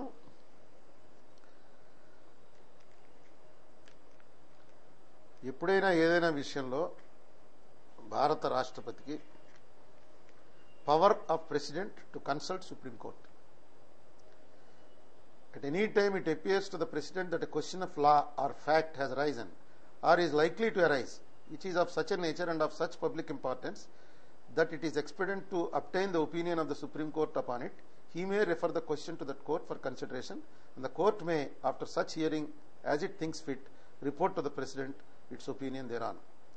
The President may, notwithstanding anything in Proviso 1 to Article 131, refer a dispute of the kind mentioned to the said proviso to the Supreme Court for opinion, and the Supreme Court shall, after such hearing, as it thinks fit, report to the President its opinion thereon. ఈ article 3 మీద ఇలా వచ్చింది. ఇప్పటివరకు జరగలేదు భారతదేశంలో. అసెంబ్లీది only కన్సల్టేషనే తప్ప అసెంబ్లీలో majority దానికి కన్సెంట్ ఇవ్వక్కర్లేదని గత చరిత్ర చూస్తే అలా ఎక్కడా లేదు. అంతా అసెంబ్లీ తీర్మానాల మీద ఏర్పడ్డాయి. ఏం చేయాలి అని చెప్పి ప్రెసిడెంట్ ఆఫ్ ఇండియా ఆయన కూడా చాలా ఎక్స్పర్ట్ను ఇప్పుడున్న మనకున్న పాలిటీషియన్స్లో ఆయన అంత మేధావి ఉన్న ఇంకెవడు లేడు భారత రాజకీయాల్లో. అన్ని పార్టీల్లో కూడా చాలా గొప్ప మేధస్సు ఉన్నవాడు, గొప్ప మెమరీ ఉన్నవాడు. ఆయనకే దీని మీద ఒక అభిప్రాయం ఉందని నేను అనుకుంటున్నాను. అయినా దాన్ని శంఖంలో పోస్తే కానీ తీర్థం అవుతుంది కాబట్టి సుప్రీంకోర్టుకి పిలిపించి తెప్పించుకోవచ్చు. ఇప్పుడు అంటే మీకు దీని మీద అంటే ఈ 371Dకి సంబంధించి ఇప్పుడు ఏపీఎన్జిఓలు పెట్టుకున్న ఆశ నెరవేరే అవకాశం ఉంటుందంటారా? దాదాపు గంటకి 8 లక్షలు తీసుకునే లాయర్ కూడా ఈ 371 మీద సరైన క్లారిఫికేషన్ ఇవ్వట్లేదని అశోక్ బాబు మొన్న కామెంట్ చేయడం జరిగింది. అంటే ఇప్పుడు లాయర్ అనేవాడు వాళ్ళ క్లయింట్కి రాజ్యాంగ నిపుణులు కూడా చెప్పలేకపోతున్నారు. అంటే ఇలాంటి జరగలేదు. నీకు దీనికి కేసులా ఉంటే కేసులాని బట్టి మనకు అర్థమవుతుంది. ఇది ఫస్ట్ ఆఫ్ ఇట్స్ కైండ్. ఇప్పటివరకు భారతదేశంలో ఇలాంటి పరిస్థితి జరగలేదు. ఇది జరుగుతోంది. ఇది కేసులా అవ్వబోతోంది. ఇది కేశవానంద భారతి కేసు అని కొన్ని కేసులు ఉన్నాయి. అవి పెద్ద వాటినే ఇప్పుడు కూడా కోర్టు చేస్తుంటారు. అలాంటి కేసు అవ్వబోతోంది. ఇది తెలంగాణ రీఆర్గనైజేషన్ బిల్ అనేది ఈ భారతదేశ దీంట్లో చట్ట చరిత్రలో ఒక మైలురాయి కాబోతోంది. 2014 లోపు విభజన ప్రక్రియ జరిగే అవకాశాలు లేదని అంటున్నారు. ఈ ప్రక్రియలన్నీ జరగాలి కాబట్టి 2014 లోపు కానీ విభజన జరగకపోతే రెండు ప్రాంతాల్లో కూడా కాంగ్రెస్ దెబ్బతినే అవకాశం ఉంది కదా. ఈ నేపథ్యంలో వాళ్ళు ఫాస్ట్గా వెళ్లే అవకాశం లేదంటారా? అంటే కాంగ్రెస్ దెబ్బతింటుందా లేకపోతే కాంగ్రెస్కి వస్తాయా అనేటువంటి ఆలోచన చేసి కాంగ్రెస్ నిర్ణయాలు తీసుకుంటుందని నేనైతే అనుకోవట్లే. ఈ నిర్ణయానికి ఆమోదం వచ్చింది అనుకున్నారు వాళ్ళు, తీసుకున్నారు. ఆమోదం రాలే, తీవ్రమైన వ్యతిరేకత వచ్చింది. ఇప్పుడు ఏం చేయాలన్న దాని మీద గ్రూప్ ఆఫ్ మినిస్టర్స్ ఇప్పుడు కూడా నాకున్న ఇన్ఫర్మేషన్ ఆంధ్రప్రదేశ్ అసెంబ్లీకి వచ్చేటువంటి బిల్లుకి మెజారిటీ శాసనసభ్యులు అంగీకరిస్తారు, అలాగే తయారవుతోంది బిల్లు అనేటువంటి ఒక ఫెయిలర్ ఇస్తున్నారు. అంటే ఏంటంటే హైదరాబాద్ని యూటీ చేస్తామనో లేకపోతే ఈ వాటర్స్ దాని మీద పర్మనెంట్గా ఈ డిస్ప్యూట్స్ అడ్రస్ చేయడానికి ఒక సుప్రీంకోర్టు జడ్జి లెవెల్ మనిషిని వేసి ఈ వాటర్ డిస్ప్యూట్స్ అన్ని కూడా ఇప్పుడు ఎలా అయితే షేరింగ్ ఉందో అలాగే షేరింగ్ కంటిన్యూ చేయడానికి చేస్తామన్నాం. ఏదో వాళ్ళకేవో ఐడియాలు ఉన్నాయి, ఆ ఐడియాలను ఇంప్లిమెంట్ చేస్తే ఖచ్చితంగా అసెంబ్లీలో కూడా అంగీకరిస్తారు. వీళ్ళ గొడవ ఇదే కదా, వాటర్ షేరింగ్, క్యాపిటల్, ఈ రెండింటి విషయంలో అడ్రస్ చేస్తే ఏముంటుంది అనేటువంటి ఆలోచనలో వాళ్ళు ఉన్నారు. లక్షలాది మంది ఎన్నుకున్న ప్రజలు ఎన్నుకున్న ప్రతినిధులు మీరు, పార్లమెంట్ సభ్యులు, అయితే మీకు సరైన ప్రాతినిధ్యం అక్కడ పార్టీలో కల్పించటం లేదు.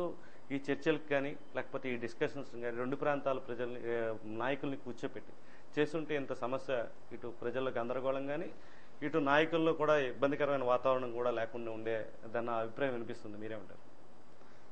ఈ అభిప్రాయాలన్నీ కూడా ఇప్పుడు అందరినీ కూర్చోబెట్టి డిస్కస్ చేయడం అంటే పార్టీలుగానే మనం ఇప్పటివరకు రాజకీయం నడిపాం. కనీసం ఎంపీలకి ఫస్ట్ టైం ఇది. ఎంపీల కంటే పార్టీయే మెయిన్, మాకేం ఎక్స్ట్రా ఇంపార్టెన్స్ ఏముండదు. పార్టీ కాంగ్రెస్ పార్టీకి చెందిన వాళ్ళం మేము. అట్లీస్ట్ కాంగ్రెస్ పార్టీ తరఫున ఒక్కడు కూడా మేము రాష్ట్ర విభజనకి అంగీకారం తెలుపుతున్నామని ఇప్పటి వరకు సీమాంధ్ర ప్రాంతంలో ఒక్క ప్రజాప్రతినిధి కూడా అనలేదు. మాది ఒకటే పార్టీ. తెలుగుదేశంలో చంద్రబాబు నాయుడు గారు లెటర్ ఇచ్చారు, వైఎస్ఆర్ కాంగ్రెస్లో జగన్మోహన్ రెడ్డి గారు డైరెక్ట్గా చెప్పాడు, ఆర్టికల్ 3 ప్రకారం చేయండి, మమ్మల్ని ఎందుకు అడుగుతారు, మాకు సంబంధం లేదు, ఆర్టికల్ 3 ప్రకారం మీరు చేయండి అని ఆయన ఇడుపులపాయలోనే స్పీచ్లోనే చెప్పాడు ఆయన. అట్లీస్ట్ కాంగ్రెస్ పార్టీలో మాత్రం హైకమాండ్ చెప్పింది వింటాం అని అంటూనే ఎవడో కూడా మేము విభజన అంగీకరించాం అనే చెప్తూ వచ్చారు తప్ప అంతకు తగ్గించి ఎవడో మాట్లాడలే. అదే విషయాన్ని దిగ్విజయ్ సింగ్ చెప్తున్నారు. మీరు పార్టీ నిర్ణయానికి కట్టుబడి ఉంటాన్ని ఈ రోజు తిరుగుబాటు చేసి రాజీనామాలు చేయడం ఎంతవరకు సబబు అని అడుగుతున్నారు. మీరేమంటారు? అదే ఇక్కడ రెండు ఉన్నాయి కదా, జనంలో వ్యతిరేకత వచ్చింది, జనంతో వెళ్ళాలా, పార్టీ చెప్పింది కాబట్టి పార్టీతో ఉండాలా. గత అనుభవాలు చూసినట్టయితే ఈ జనం యొక్క కోపం మర్చిపోతారు, కానీ పార్టీకి వచ్చిన కోపం మర్చిపోదు. కాబట్టి పార్టీతో మంచిగా ఉంటేనే బెటర్ రా అనేటువంటి ఆలోచన పొలిటీషియన్కి రావడంలో తప్పులేదు. నాకు పర్వాలేదు అనుకున్నాను, పార్టీతో చెడు వచ్చినా పర్వాలేదు, ఎందుకంటే నేను ఉద్యమంలో పాల్గొన్నవాడిని కాబట్టి, ఉద్యమంలో ఉన్నవాడి సైకి ఎలా ఉంటుందో నాకు తెలుసు కాబట్టి ఓకే, పార్టీలో నా ఫ్యూచర్ లేదు ఇంకా, ఓకే ప్రిపేర్డ్, రాజకీయంగా నాకు ఇంక ఎదుగుదల ఉండదు, నాకేం అభ్యంతరం లేదు. జనంలో ఇంత తీవ్రమైనటువంటి ఆందోళన వచ్చినప్పుడు ఈ ఆందోళనని తీసుకొచ్చి పబ్లిక్గా చెప్పడానికి పార్టీ అనేటువంటి ఒక అడ్డు, లేకపోతే పార్టీని ఎంబ్రాసింగ్ సిచ్యువేషన్లో పెట్టకూడదు అనేటువంటి ఒక ఫీలింగ్ ఏదైతే ఉందో అది పార్టీకి రాజీనామా అనగానే పోయింది. అంటే గోదావరి జిల్లాలు కావచ్చు, కోస్తాంధ్ర ప్రాంత వాసులంతా కూడా సోనియా గాంధీ, రాజీవ్ గాంధీ కుటుంబంలో అత్యంత సన్నిహిత వ్యక్తిగా మిమ్మల్ని అందరూ చూస్తూ ఉంటారు. మీరు ట్రాన్స్లేటర్గా ఆనాటి నుంచి రాజీవ్ గాంధీకి పనిచేయడం కావచ్చు, 40 సంవత్సరాల నుంచి కాంగ్రెస్ పార్టీకి సర్వీస్ అందించిన విషయంలో కావచ్చు. అయితే మీరు ఇంత సాన్నిహిత్యంగా ఉంటూ ఆవిడ ఫీడ్బ్యాక్ ఎందుకు అందించలేకపోయారని కొంతమంది మేధావులు ప్రశ్నిస్తున్నారు. మీరేమంటారు? ఏమంటే నాలాంటి వాళ్ళు కొన్ని వేల మంది ఉంటారు, సన్నిహితంగా ఉండడం మాట నిజమే, కానీ దాంట్లో ఇంత పెద్ద కంట్రీలో ఇన్ని వేల మంది కాంగ్రెస్ కార్యకర్తల్లో నేను కూడా ఒక కార్యకర్తనే తప్ప అంతకుమించి నాకు స్పెషాలిటీ ఏమీ లేదు. నాకు ఈ పార్లమెంట్ మెంబర్షిప్ ఇవ్వటమే పార్టీ నాకు ఇచ్చినటువంటి ఒక స్పెషల్ ట్రీట్మెంట్. నేను నిజంగా చూసుకుంటే ఈవేళ ఉన్న రాజకీయ పరిస్థితుల్లో నేను అర్హత ఉన్నవాడిని కాదు. నాకు కుల బలం లేదు, ధనబలం లేదు, ఓన్లీ పార్టీ కార్యకర్తగానే నన్ను గుర్తించి పార్లమెంట్ లెవెల్కి తీసుకెళ్లారు. నాకు 4 సార్లు టికెట్ ఇచ్చింది కాంగ్రెస్ పార్టీ, నేను 2 సార్లు ఓడిపోయినా మళ్ళీ 2 సార్లు ఎంపీ చేసింది. సో కాంగ్రెస్ పార్టీలో నేను విధేయుడిగానే అక్కడ ఉండటానికి ఉంటుంది తప్ప వాళ్ళు చేసినటువంటి ఒక దాన్ని వ్యతిరేకించే స్టేజ్కి నేను వెళ్ళా. వ్యతిరేకించే స్టేజ్కి వెళ్ళేంత ఆ లెవెల్లోకి వెళ్ళడానికి కావాల్సినటువంటి ఎన్వైరన్మెంట్ నాకు లేదు. ఇవాళ నేను కాంగ్రెస్ నుంచి బయటకు వచ్చాను, బయటకు వచ్చిన తర్వాత నేను ఎంతమందికి ఎన్ని లెటర్స్ ఇచ్చానో, ఎంతమంది పార్టీల వాళ్ళతో మాట్లాడానో, డైరెక్ట్గా వేరే పార్టీలకు సంబంధించినటువంటి నాయకుల దగ్గరికి వెళ్ళి వాళ్ళతో మాట్లాడే అవకాశం వచ్చింది. ఎందుకంటే నేనేమి ఎవరికి వెన్నుపోటు పట్టలే, కాంగ్రెస్ పార్టీకి రాజీనామా చేశాను, వెళ్ళి వివరించేటువంటి అవకాశం వచ్చింది. మొన్న పార్లమెంట్లో నేను మాట్లాడుతుంటే అడ్డుకున్నారు, ఆ అడ్డుకున్నది నాకు పెద్ద వరం అయింది. ఆ నిమిషంలో నాకు చాలా కోపం వచ్చింది, కానీ ఇదేంటి ఇంత అన్యాయం అని. కానీ మిగతా పార్టీల వాళ్ళు చూస్తే ఇదేంటి వాడి పార్టీ వాళ్ళే వాడిని మాట్లాడనివ్వట్లేదేంటి, ఏంటి ఇందులో ఇంత గొడవ. ఎప్పుడు కూడా ఆ బెంచీలో వాడు మాట్లాడకపోతే యువతల బెంచీలో వాళ్ళు గొడవ చేయడం చూశారు, కానీ కాంగ్రెస్ వాడు నేను మాట్లాడుతుంటే చుట్టూ ఉన్న మా ఆంధ్రప్రదేశ్కి చెందిన కాంగ్రెస్ వాళ్ళే లేచి గొడవ చేసి ఆపేయడం అనేది ఎప్పుడు జరగల పార్లమెంట్లో. వాళ్ళు ఆశ్చర్యపోయి నేను బయటకు వచ్చి కూర్చునేటప్పుడు మొత్తం అన్ని పార్టీల వాళ్ళు వచ్చి అడగటం, ఇందాక ఏమైంది, ఎందుకు నీ మీద పడ్డారు. నేను బయటకు వచ్చిన తర్వాత హౌస్లో సగం మంది లేరు, అందరూ నాతో పాటు బయటకు వచ్చారు వేరే పార్టీల వాళ్ళు వచ్చి ఒక్కొక్కడికి ఎక్స్ప్లెయిన్. చివరికి టైం ఇచ్చే పరిస్థితి వచ్చింది నాకు. నువ్వు అక్కడ కూర్చో, నేను ఒక అరగంటలో వస్తాను, వచ్చి మాట్లాడతాను, నీతోటి సాయంత్రం ఆడతాను, రేపు కూడా వస్తాను, రేపు మాడతానని పార్టీ నాయకులతో చెప్పవలసినంత సెన్సేషన్ వచ్చింది. ఎందుకంటే ఎందుకు జరుగుతుందని. పోనీ నేను ఏమన్నా మాట్లాడిన దాంట్లో వీడు దుర్మార్గుడు అన్నాడా, ఇందిరాగాంధీ పేరెత్తగానే కాంగ్రెస్ బెంచెస్ లోంచి ఎంపీలు లేచి నన్ను మాట్లాడనివ్వకుండా చేయడం అనేది ఆశ్చర్యపోయారు అందరూ. నేను అనుకున్న దానికన్నా ఎక్కువ మందిని కన్విన్స్ చేయగలిగాను ఈ నిర్ణయం తప్పని. కాంగ్రెస్ లోనే ఒక గేమ్ జరుగుతుంది. రెండు ప్రాంతాల నాయకులు సఖ్యతగానే ఉంటారు ఇంటర్నల్ గా, బయటకు ప్రజల్ని తప్పుదారి పట్టిస్తున్నారు. రెండు ప్రాంతాల్లో ఉన్న వాదన ఉంది, ఏమంటారు? ప్రజల్లో ఏ అభిప్రాయం ఉందో మనం ఏం చెప్తాం. నేను ఇవన్నీ కూడా ఏమిటంటే జనరల్గా పొలిటీషియన్ స్టాండర్డ్స్ పడిపోవటం వల్ల, జనరల్గా పొలిటీషియన్ అనేటువంటి మనిషి మీద సదభిప్రాయం అనేది ప్రపంచవ్యాప్తంగా పడిపోయింది. ఇక్కడే కాదు, ప్రపంచవ్యాప్తంగా పొలిటీషియన్స్ అన్నవాళ్ళు వీళ్ళు క్రూక్స్ అనేటువంటి ఒక అభిప్రాయం వచ్చేసింది. ఇది డెమోక్రసీకి చాలా ప్రమాదం.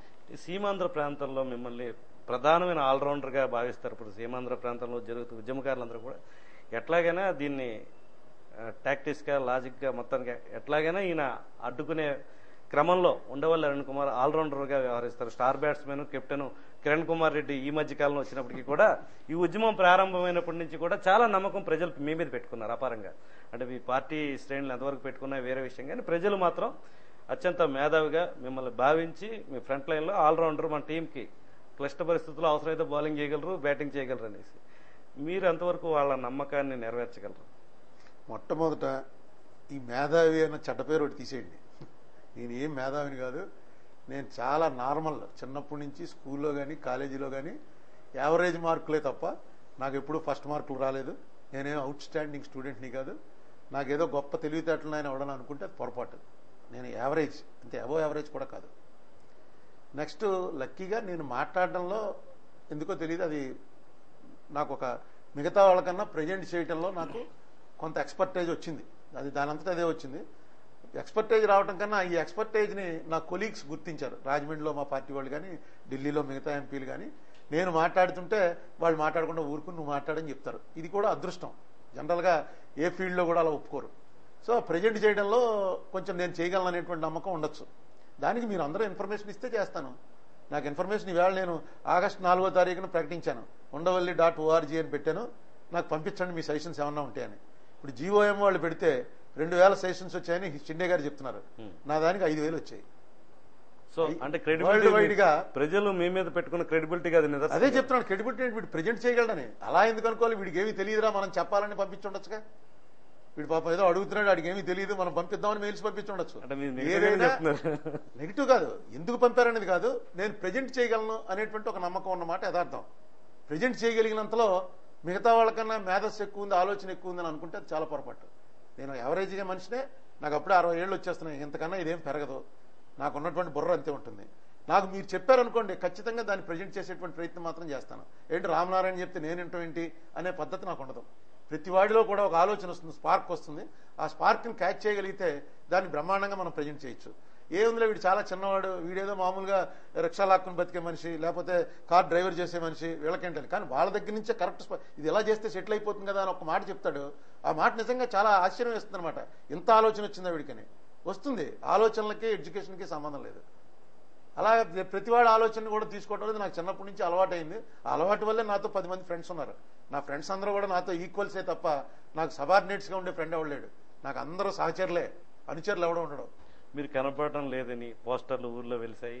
అదేవిధంగా మీరు ప్రజల్ని మోసం చేశారని కూడా కొంతమంది కోర్టుకు వెళ్ళడం కూడా జరిగింది. ఏంటంటారు దీని మీద మీరు స్పందన ఏంటి? అదే నేను కనబడకపోతే విలవిల్లాడిపోయే పరిస్థితిలో ఉన్నారంటే నిజంగా అది నా అదృష్టం. అలాగే కోర్టుకు వెళ్ళి వీడు తప్పు చేశాడు అనేటువంటి వెళ్ళటం అంటే వాళ్ళకున్న రైట్. అది కోర్టుకు వెళ్ళటం వాళ్ళకున్న రైట్. ఒక పబ్లిక్ రిప్రజెంటేటివ్ మీద ఎంత స్వేచ్ఛగా మాట్లాడగలిగితే ఆ రిప్రజెంటేటివ్ ప్రజలకు అంత దగ్గరగా ఉన్నట్లు లెక్క అనమాట. నేనేం దాన్ని నెగిటివ్గా తీసుకోను. నేను పబ్లిక్లో ఉన్నాను కాబట్టి నా మీద పాజిటివ్, నెగిటివ్ అన్ని రకాల ఎక్స్ప్రెషన్స్ వస్తాయని నాకు తెలుసు. అన్ని ఎక్స్ప్రెషన్స్ని కూడా దేన్ని ఎలా రిసీవ్ చేసుకోవాలో అలాగే రిసీవ్ చేసుకుంటాను తప్ప పర్సనల్గా నేను తీసుకొని ఎంపీ అన్న పోస్ట్ మీద వచ్చినటువంటి వ్యతిరేకత తప్ప అరుణ్ కుమార్ మీద వచ్చిన వ్యతిరేకత ఏం కాదు. అరుణ్ కుమార్ ఏమి స్పందించడం. ఎంపీగా నేను చేయవలసింది చేస్తాను, అవి అడ్రస్ చేయడానికి చూస్తాను. నా మీద నెగిటివ్గా చేశాడని నేనేం ఫీల్ అవును. ఎందుకు ఈ అభిప్రాయం వచ్చింది, ఆ అభిప్రాయాన్ని మనం ఎలా అడ్రస్ చేయాలని ఆలోచన చేస్తాను. దాదాపు మీ రాజకీయ జీవితం 40 సంవత్సరాల రాజకీయ జీవితంలో దగ్గరగా మేము 2 దశాబ్దాలుగా మిమ్మల్ని 94 నుంచి ఎలక్షన్స్ నుంచి చూస్తున్నాం. అప్పటి నుంచి కూడా అంటే మీరు చాలా రిజర్వ్గా ఉంటూ ఉంటారు. అవసరమైన సందర్భాల్లో మాత్రమే స్పందిస్తూ ఉంటారు. లేదా వన్ మ్యాన్ షోల ద్వారా ప్రజలకి అవేర్నెస్ తీసుకురావడం కానీ, మీరు చేసిన కార్యక్రమాలు చెప్పడం కానీ చేస్తూ ఉంటారు. అంతేగాని నిత్యం మీడియాలో కనబడుతూ లేకపోతే ఇట్లాంటివి ఎప్పుడు కూడా గతం నుంచి చేస్తున్న సందర్భం చూడలేదు. 99 వరకు 2 టర్మ్స్ మీరు ఓడిపోయిన తర్వాత 2004లో కోస్తా ఆంధ్రాలోనే అత్యధిక మెజార్టీతో నెగ్గారు.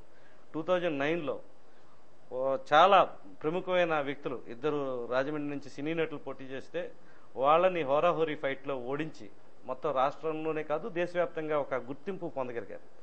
ఈ నేపథ్యంలో మీకు అంటే ఇంత సినారియో జరిగినప్పుడు ఈ ప్రజలతో అత్యంత సన్నిహితంగా మెలగలేకపోవడం కారణం ఏంటంటారు? ఇది కొంచెం అపవాదం మీ మీద ఎప్పటి నుంచి ఉంది, దాదాపు 20 years నుంచి మేము చూస్తున్న దాని మీద. మీరు ఎక్కువగా రిజర్వ్గానే ఉంటూ ఉంటారు, ఎందుకంటే ఇప్పుడు ఈ రిజర్వ్గా ఉండటం, కలివిడిగా ఉండటం ఇవన్నీ కూడా బేసిక్గా మీ క్యారెక్టర్కి సంబంధించినటువంటి అంటే ఇలాంటి సందర్భాల్లో వాళ్ళకి అవకాశం ఇచ్చినట్టు కదా. అంటే ఇలాంటి సందర్భాల్లో న్యాచురల్గా వస్తుందండి. దీన్ని బేసిక్ క్యారెక్టర్ని ఎవడో నాకు దగ్గరగా ఉన్న నా ఫ్రెండ్స్ ఎవరన్నా ఎలాంటి ఆరోపణ చేస్తే దాన్ని నేను థింక్ చేయాలి. కానీ నా రాజకీయ శత్రువులు గ్యారంటీగా ఇటువంటి ఆరోపణ చేస్తారు, దాని మీద నేను పెద్ద ఎక్కువ థింక్ చేయను. నెక్స్ట్ నాకు ఆ స్పెషల్ ట్రీట్మెంట్ అనేది ఇష్టం ఉండదండి. ఇప్పుడు పెళ్లికి వెళ్తాం, ఆ పెళ్లికి వెళ్తే నలుగురిలో కూర్చొని నలుగురితో మాట్లాడడం బాగుంటుంది. కానీ పెళ్లి కొడుకు పెళ్లి కూతురు కూడా లేచి నిలబడిపోయి రెండని ఏంటంటే ఎంపీ వస్తున్నాడు కాబట్టి ఇది నాకు తెలుసు. ఈ ఎంపీ లేకపోతే అదేమి ఉండదని నాకు తెలుసు. ఎందుకు నన్ను ఇటువంటి ఫంక్షన్లో కూడా ఎంపీ కింద చూస్తారు? ఎందుకు? నేను మీ వాడినే వచ్చాను, మీలో ఒకటి కిందే ఉంటాను తప్ప నాకు అదే ఎక్స్ట్రా ఇది ఇష్టం ఉండదు. మీరు గుడికి వెళ్ళినా ఆ ప్రోటోకాల్ పక్కన పెడతారని ఎక్కడికి వెళ్ళినా, ఎందుకంటే ఎక్కువ కాలం రాజకీయంలో ఉండి నేను రాజకీయ నాయకుల యొక్క అవలక్షణాలని ప్రజలు ఎలా హేట్ చేస్తున్నారో చూసి ఒక చిన్నవి ఆ క్యూలో నిలబడితే గౌరవం వస్తుంది. క్యూ కాదని చెప్పి ముందుకెళ్ళేటప్పటికి అందరూ తిట్టుకుంటారు. పైకి తట్టుకుపోవచ్చు కానీ వెనకాల గుసగుసలు కనబడుతూనే ఉంటాయి. ఇది ప్రజలతోటి దూరంగా ఉండటం అనేటువంటి ఒక ఆలోచన వచ్చినట్టయితే డెఫినెట్గా దీని మీద ఆలోచించాలి. కానీ ఇప్పుడు నేను మార్చుకునే స్టేజ్ దాటిపోయాను, వయసు అయిపోయింది. అంటే మీరు అందుబాటులో ఉన్నప్పుడు వాళ్ళకి కావాల్సిన పనులు చేసి పెడతారని ఒక పేరుంది.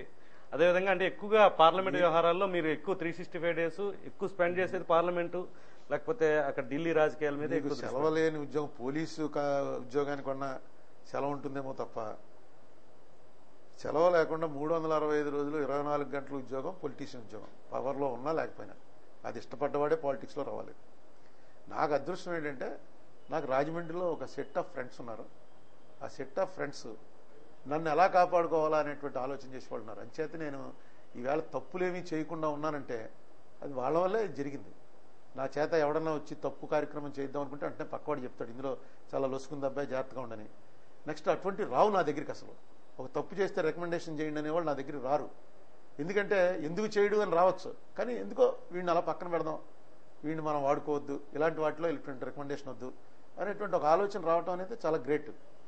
ఎందుకంటే నేను ఎప్పుడు కూడా ఏదో నేను ఒక స్పెషల్గా ఉన్నటువంటి వ్యక్తిని కానీ నాకు ఒక స్పెషల్ ట్రీట్మెంట్ ఇవ్వాలని కానీ నేను ఈవేళ ఎంపీగా ఉంటే నేను తక్కువగా చూసారా అని కానీ ఇటువంటి ఆలోచన ఏనాడు చేసే ప్రయత్నం చేయలేదు. అలా ఆలోచన చేసేవాళ్ళు కూడా తప్పు పట్టాను. తప్పుగా అబ్బాయి ఇది కరెక్ట్ కాదని. నా ఆఫీస్కి వచ్చేటువంటి ప్రతివాడికి కూడా సమానమైన గౌరవం వస్తుంది. ఎందుకంటే ఎవడేమవుతాడో నేను ఎన్ని అవమానాలు పడ్డానో నాకు తెలుసు. నేను 94కు ముందు రాజకీయాల్లో చాలామంది చాలా పెద్ద వాళ్ళంతా చాలా అవమానించారు. చిచ్చి వీడికేంటి వీడు వచ్చి రాజకీయంలో ఏదో కావాలంటాడేంటి, పెద్దానికి వీడు వస్తాడేంటి ముందుకి అని చెప్పి చాలా అవమానం చేసేవారు. పార్టీ టికెట్ ఇచ్చినప్పుడు కూడా అనేక టికెట్లు ఇచ్చినప్పుడు ఒక ఆయన అయితే డైరెక్ట్ గా టికెట్ ఇచ్చేటప్పుడు అన్నాడు ఎదుర్కొన్నారు. కానీ టికెట్ ఎక్కట్లు ఎదుర్కోవడం వేరు, అవమానాలు ఎదుర్కోవడం వేరు. అందుకనే నేను అందరికీ చెప్తుంటాను, ఎవరిని తక్కువగా చూడక. ఈవేళ వచ్చాడు చేతులు కట్టుకుని నిలబడి ఏదో నాకు ఇది ఇప్పించో, చిన్న పోస్ట్ ఇప్పించానో, లేకపోతే పబ్లిక్ మీటింగ్లో మాట్లాడే ఛాన్స్ ఇప్పించానో, ఇంకోటనో వచ్చినటువంటి మనిషిని నీకేం వచ్చిరా అని అంటున్నాం. నన్ను గుర్తు తెచ్చుకోండి, నేను ఎంపీని అయిపోయాను, వాడు రేపు ఏమవుతాడో. ఎప్పుడు కూడా రాజకీయంలో ఎవరిని తక్కువగా చూడకండి. ఎవరికి ఎక్కడుందో స్టార్ ఎవరికి తెలియదు. అందుకని ఇక్కడ పాలిటిక్స్లో వర్క్ చేయడానికి వచ్చిన ప్రతివాడు కూడా ఈక్వల్లే. వాడు ఎంత చిన్నవాడో అని, వీడు ఎంత ప్రైమ్ మినిస్టర్ అని, అందరిది రాజకీయంలో ఈక్వల్ హోదాయే. బయట ప్రోటోకాల్లో ఎక్కువ హోదా ఉండొచ్చు, కానీ పాలిటిక్స్ అనేటువంటి ఈ వార్లోకి, ఈ గేమ్లోకి వచ్చిన తర్వాత ఇది లైఫ్ అండ్ డెత్ గేమే. ఈ గేమ్లో ఉన్నంత రిస్క్ ఇంకే గేమ్లోనే ఉండదు. ఇష్టమైతేనే ఆడాలి, ఇందులో ఆడమని ఎవడో పిలవట్లే. నీకు ఇష్టమైతేనే ఇందులోకి వచ్చావు. వచ్చిన తర్వాత నాకు నష్టపోయానండి, నాకు ఎలా జరిగిందండి, నేను అన్యాయం అయిపోయానండి, ఈ ఏడుస్తూ ఎందుకు ఇందులో ఉండటం, వెళ్ళిపోతే అప్పుడు బాధపడ్డావు. మీ పార్లమెంట్ సభ్యత్వానికి రాజీనామా చేసినప్పుడు పెద్దగా ఈ ఉద్యమ తీవ్రత వల్ల పెద్దగా ప్రజలు బాధపడలేదు. కాకపోతే 40 సంవత్సరాలు పార్టీతో అనుబంధం పెంచుకున్న వ్యక్తిగా పార్టీ శ్రేణులంతా కూడా పార్టీకి రాజీనామా చేసినప్పుడు చాలా అసంతృప్తికి, ఆవేదనకి, ఆందోళనకి గురయ్యాయి. అదేవిధంగా ఉండవల్లి అరుణ్ కుమార్ 2004 నుంచి ఈ రోజు వరకు కూడా రాజమండ్రి పార్లమెంట్ నియోజకవర్గంలో అరుణ్ కుమార్ అంటే కాంగ్రెస్, కాంగ్రెస్ అంటే అరుణ్ కుమార్ అనే పరిస్థితి ఉంది. ఈ నేపథ్యంలో పార్టీ శ్రేణులు మనోధైర్యం చెప్పే అవకాశం ఉందా వాళ్ళకి? అంటే పార్టీ నుంచి దూరంగా ఉన్నప్పటికీ వాళ్ళు మీ మీద నమ్మకం పెట్టుకుని ఉన్న మీ అభిమానులు కానీ మీ పార్టీ శ్రేణులు కానీ ఏం చెప్పదలుచుకున్నారు? అంటే ఇప్పుడు పార్టీ కన్నా ఇది ఒక చాలా అంతర్మథన చెందినటువంటి సమయం ఇది. నేను పార్టీని ఎప్పుడు ఎట్టి పరిస్థితుల్లో కూడా వదిలేటువంటి ఉద్దేశం ఉన్నవాడిని కాదు. నాకు ఎప్పుడైతే క్లియర్గా మేము యాంటోనీ గారిని కలిసాం, దిగ్విజయ్ సింగ్ గారిని కలిసాం, స్టేట్కి సంబంధించిన అందరం వెళ్ళి కలిసినప్పుడు మాకు వాళ్ళు ఇచ్చినటువంటి అష్యూరెన్స్ ఏంటంటే యాంటోనీ కమిటీ రిపోర్ట్ ఇవ్వకుండా క్యాబినెట్ ముందుకు రాదు అని అష్యూరెన్స్ ఇచ్చారు. అటువంటి సడన్గా క్యాబినెట్కి వచ్చేసింది టేబుల్డ్ ఐటమ్ కింద తీసుకురావడానికి కుదరదు. ఇది క్లియర్గా ఉన్నాయి రూల్స్. ఈ పర్టిక్యులర్ స్టేట్ డివిజన్ ఇష్యూని ఎజెండాలో పెట్టకుండా టేబుల్ ఐటమ్ కింద తెచ్చేశారంటే అసలు అదే వ్యాలిడ్ కాదు. రేపు పార్లమెంట్లో నేను రాజీనామా చేశాను కాబట్టి వెళ్ళకపోవచ్చు, కానీ పార్లమెంట్లో మాట్లాడేవాడికి నేను ఖచ్చితంగా ఇస్తాను ఈ స్క్రిప్ట్. ఏంటి ఆ రూల్ ప్రకారం ఏమి ఉపద్రవం వచ్చిందని తీసుకొచ్చి టేబుల్ ఐటమ్ చేశారు. దీన్ని టేబుల్ ఐటమ్ చేయటం అనేదే ఇట్స్ ఎ ఫ్రాడ్ అనమాట. మీ రాజీనామా ఆమోదించబడలేదు కాబట్టి మీరు పార్లమెంట్లో మాట్లాడే పరిస్థితి ఎందుకు ఉండదు అనుకుంటున్నారు? అంటే ఖచ్చితంగా ఇక్కడ ప్రజలు, సీమాంధ్ర ప్రాంత ప్రజలు అరుణ్ కుమార్ మీద మనం అనవసరంగా విమర్శలు చేశాం కానీ కరెక్ట్ పాయింట్స్ మాట్లాడారనే పరిస్థితి మళ్ళీ తీసుకురావచ్చు కదా. నా మీద కోర్టు కేసు ఏంటి? రాజీనామా చేశానని ప్రకటించి ఇంకా పార్లమెంట్ మెంబర్గా వచ్చేటువంటి బెనిఫిట్స్ అంటే అక్కడ క్వార్టర్లో ఉండటం ఇవే ఉంటాయి. ఎందుకంటే పార్లమెంట్కి అయితే వెళ్ళలేదు, బెనిఫిట్స్ పొందుతున్నాడు, ఇదే 420 అని చెప్పి కోర్టులో కేసేశారు. ఈవేళ రాజీనామా చేసి రేపు డిసెంబర్లో జరిగేటువంటి దాంట్లో నేను మాట్లాడాలని నేను అనుకోవట్లే. కానీ నేను ఒక్కడనే మాట్లాడేవాడిని కదండి, చాలా మంది ఉన్నారు మాట్లాడేవాళ్ళు. చెప్పిన వాళ్ళు వెళ్ళి మాట్లాడే పరిస్థితి ఉండదు కదా, వాళ్ళు ఎంపీలు కాదు కదా. మాట్లాడుకోవచ్చు, కానీ పబ్లిక్లో ఒక ఇది వచ్చినప్పుడు దాన్ని యాక్సెప్ట్ చేసి అంగీకరించినప్పుడు, ఇప్పుడు పబ్లిక్ కోసం చేసేవి కొన్ని ఉంటాయి, మనం కూడా ఒక ఆత్మ ఉంటుంది కదా, మనం కూడా కొంత ఆత్మను చంపుకుని ఏ పని చేయలేం. పబ్లిక్ వ్యతిరేకంగా చేయొచ్చు, ఈవేళ తిడతారు 4 రోజులు మర్చిపోతారు, కానీ నన్ను నేను తిట్టుకుంటూ రోజు ఉండలేను కదా, ఎందుకు పొరపాటు చేశానని. అంటే పదవి కోసం కాదు, ప్రజల కోసం చివరిగా మరి చేయాల్సిన మాట్లాడేవాళ్ళు పార్లమెంట్లో మాట్లాడేవాళ్ళు చాలా మంది ఉన్నారు. నా దగ్గర ఉన్న సబ్జెక్ట్ ఇస్తాను. నేనేం గొప్ప పార్లమెంటేరియన్నో లేకపోతే చాలా గొప్ప ఉపన్యాసకున్నో కాదు. చాలా నాకు అవకాశం వచ్చింది, చాలా మందికి రాలేదు. రేపు పార్లమెంట్లో మాట్లాడేవాళ్ళు మాట్లాడతారు. మన స్టేట్ వాళ్ళే కాదు, వేరే స్టేట్ వాళ్ళ చేత కూడా మాట్లాడించగలను నేను. నా అదృష్టవశాత్తు నాకు ఒక అట్మాస్ఫియర్ అక్కడ కాంగ్రెస్ పార్టీ క్రియేట్ చేసి ఒక కమిటీ, ఇంపార్టెంట్ కమిటీకి చైర్మన్ చేశారు. ఆ ఇంపార్టెంట్ కమిటీ చైర్మన్ కావటం వల్ల అన్ని రాష్ట్రాలకు సంబంధించినటువంటి ముఖ్యులు ఆ కమిటీలో మెంబర్స్, వాళ్ళతోటి సంబంధాలు, చాలా మంచి సంబంధాలు నేను ఈ 4.5 సంవత్సరాల్లో వాళ్ళతో మంచి సంబంధాలు నెరవేర్చాను. ఇళ్లకి వెళ్ళి వాళ్ళ ఇళ్లకి పిలిచే వాళ్ళ స్టేట్లో ఇళ్లకి వెళ్ళే పరిస్థితిలో ఫ్రెండ్స్ అయిపోయారు వాళ్ళు. పికప్ చేస్తాం, చేసి మాట్లాడగలిగినట్లయితే మాట్లాడిస్తాం. ఈ పార్లమెంట్లోనే కదా, ఐక్యరాజ్య సమితిలో కూడా గతంలో మీరు మాట్లాడిన సందర్భం ఉంది. అదేవిధంగా కరణ్ దాపర్ నిర్వహించే డెవిల్స్ అడ్వకేట్లో కూడా చాలా ఆర్గ్యుమెంట్స్ మీరు అప్పుడు మార్గదర్శి విషయంలో కూడా చేయడం జరిగింది. చాలా బాగా వక్త, కరెక్ట్ పాయింట్స్ మాట్లాడతారనుకునే మంచి నమ్మకమైన సీమాంధ్ర ఆల్రౌండర్ ఆ టైంలో విఫలమైతే అంటే విఫలమే కాదండి, మనం చెప్పాలనుకున్నాం ఖచ్చితంగా వెళ్తే. నా ఉద్దేశం అయితే అసలు వింటర్ సెషన్లో ఇది రాదు. వింటర్ సెషన్లో ఈ బిల్లు వచ్చేటువంటి అవకాశం నాకైతే కనపట్టలేదు. ఈవేళ ఇప్పుడు 7 గంటలకి ప్రెసిడెంట్ని కలుస్తున్నారు ఎమ్మెల్యేస్, ఎంపీస్ అందరూ. డెఫినెట్గా ప్రెసిడెంట్కి డైరెక్ట్గా రిప్రజెంట్ చేయబోతున్నారు. ఆయన దాని మీద స్పందించి తీరుతాడు కూడా. సో ఇది తెలంగాణ రాష్ట్ర విభజనకు వ్యతిరేకం కాదు, చేస్తున్నటువంటి ప్రక్రియకు వ్యతిరేకం. ఇది రాజ్యాంగబద్ధమైన డెమోక్రటిక్ పద్ధతిలో జరుగుతున్నటువంటి ప్రక్రియ కాదు అన్న దాంట్లో నాకు ఏ రకమైనటువంటి సందేహం లేదు, అనుమానం లేదు. అది కాంగ్రెస్ పార్టీ చేయనివ్వండి, ఏ పార్టీ చేయనివ్వండి, ఇది పద్ధతి కాదు. ఈ పద్ధతి జరిగితే మీరు ఇప్పుడు చూపించినటువంటి ఆ కార్టూన్ లాగా దేశం మొత్తం అల్లకల్లోలమై చిన్నాభిన్నం అయిపోవడానికి ఎక్కువ దూరం కూడా టైం కూడా పట్టదు. ఆ ప్రమాదాన్ని గుర్తెరగండి. ఇది ఆల్రెడీ నేను of the record important leaders, అన్ని పార్టీ లీడర్స్తో చెప్పాను, కన్విన్స్ కూడా అయ్యారు. రాష్ట్రపతిని కూడా మీరు పర్సనల్గా కలవడం జరిగింది. రాష్ట్రపతి గారిని కలిసిందని నేను చెప్పకూడదు మీకు, ఎందుకంటే రాష్ట్రపతి గారితో కొంచెం నాకు మిగతా వాళ్ళకన్నా సన్నిహితమైనటువంటి సంబంధం ఉంది. నేను కాంగ్రెస్ వర్కింగ్ కమిటీలో పనిచేయటం వల్ల ఈ పెద్ద వాళ్ళందరితో కూడా కొంచెం సన్నిహితంగా మెలిగేటువంటి అవకాశం వచ్చింది. సో రాష్ట్రపతి గారితో మాట్లాడిన దాంట్లో నాకు పూర్తిగా సంతృప్తి లభించింది. ఆయనకు ఉంది ఏదైనా సరే ఇది కరెక్ట్ కాదు అని ఆయన భావించినట్టయితే దాన్ని వ్యతిరేకించేటువంటి బేసిక్ క్యారెక్టర్ ఉంది ఆయనకి. ఆ క్యారెక్టర్ వల్ల డెఫినెట్గా ఇది అసెంబ్లీలో నెగేట్ చేయబడితే పార్లమెంట్లో ప్రవేశపెట్టడం అనేది మంచి ప్రెసిడెంట్ అవ్వదు అనేటువంటిది మాత్రం ఆయన కన్విన్స్ అయ్యాడని నేను భావిస్తున్నాను. ఈ రాజ్యాంగ సంక్షోభం సృష్టించాలి, రాజకీయ సంక్షోభం సృష్టించాలి అనే వాదన మొదటి నుంచి, ఉద్యమం నుంచి స్టార్ట్ అయింది. మీరేమంటారు? మొదటి నుంచి మీరు ఇక్కడ సుబ్రహ్మణ్య మైదానంలో స్పష్టంగా చెప్పడం జరిగింది, రాజమండ్రి ప్రెస్కి చెప్పినా, హైదరాబాద్లో చెప్పినా, ఢిల్లీలో చెప్పినా, ఇది ప్రజలంతా కూడా వాళ్ళ పనులు మానుకుని ఉద్యమాలు రోడ్లెక్కి చేసేది కాదు. పార్లమెంట్లోనూ అసెంబ్లీలోనూ చట్టసభల్లో జరగాల్సిన చర్చ అనేది గత 4 సంవత్సరాల నుంచి మీరు వాదిస్తూ వచ్చారు. ఉద్యమం కూడా 70 రోజులు వేడిగా జరిగింది. తర్వాత ఎవరికి వాళ్ళు వెళ్ళిపోవాల్సిన పరిస్థితుల్లో, ఇంకా తప్పని పరిస్థితుల్లో సమ్మెను తాత్కాలికంగా విరమించారు. ఇప్పుడు ఏమంటారు, ఈ రాజకీయ సంక్షోభం కానీ రాజ్యాంగ సంక్షోభం కానీ ఏమైనా ప్రయోజనం కలిగిస్తాయా? ఎట్లాంటి ఫార్ములా మనకి విన్ అయ్యే అవకాశం ఉంటుంది? మీకు అదే చెప్తున్నాం, ఉద్యమంలో మనం అంత లాజిక్ కోసం ఎత్తకూడదు. ఉద్యమం అనేది కోపం. ఇప్పుడు మీకు బాగా ఇంట్లో కోపం వస్తే భోంచేయడం మానేస్తారు. నువ్వు భోంచేయడం మానేస్తే వాళ్ళకేంటి నష్టం అనే లాజిక్ ఉండదు అక్కడ. మీకు తెలుసు ఇంట్లో వాళ్ళు ఏం పట్టించుకోవట్లేదని, అయినా సరే మీ కోపం మీకే తెలుసు. అది అంతే. నేను అన్నం తిన్నని చెప్పి వాళ్ళ ఇంట్లో కూర్చుంటారు. నిరాహార దీక్ష అనమాట. ఏంటి దానివల్ల నువ్వు సాధించింది? ఓ పూట భోజనం లేకపోవడం వల్ల ఇదేంటి, షుగర్ పేషెంట్ అయితే షుగర్ డౌన్ అయిపోయి బాధపడాలి, ఇంకో మాత్ర ఎక్స్ట్రా తీసుకోవాలి, ఇవన్నీ ఉంటాయి. కానీ అప్పుడు అవన్నీ ఆలోచనకి రావు. అలాగే ప్రజా ఉద్యమంలో లాజిక్ ఎతికేటువంటి ప్రయత్నం చేయకూడదు. మొన్న జరిగింది ఫక్తు 100కి 100 పాళ్ళు ప్రజా ఉద్యమం. అది ఏ రాజకీయ శక్తుల ప్రమేయం లేకుండా 100కి 100 పాళ్ళు ప్రజలు ఉద్యమించారు. ఆ ఉద్యమిస్తున్నప్పుడు వాళ్ళకి సపోర్ట్ ఇవ్వడానికి వాళ్ళ కోరారనుకోండి, ఓకే చేస్తే ఏమైంది? నిజంగా పార్లమెంటుకి రాజీనామా చేయడం వల్ల వచ్చిన నష్టం లేదు. ఎందుకంటే ఒక్క సెషనే పోతుంది. ఇదే 2009లో చేయమని ఉంటే 4 ఏళ్లు పార్లమెంట్ పోతుంది కాబట్టి ఆలోచన చేసి అటు బల్ల కింద దూరేవాడు ఒకడు, ఇంకో పక్క పారిపోయేవాడు ఒకడు ఉండొచ్చు. కానీ అడిగింది చాలా చిన్నది. ఇది త్యాగమే కాదు అసలు. ఒక్క సెషన్, వింటర్ సెషన్ ఒకటి పోతుందంటే రాజీనామా చేస్తే.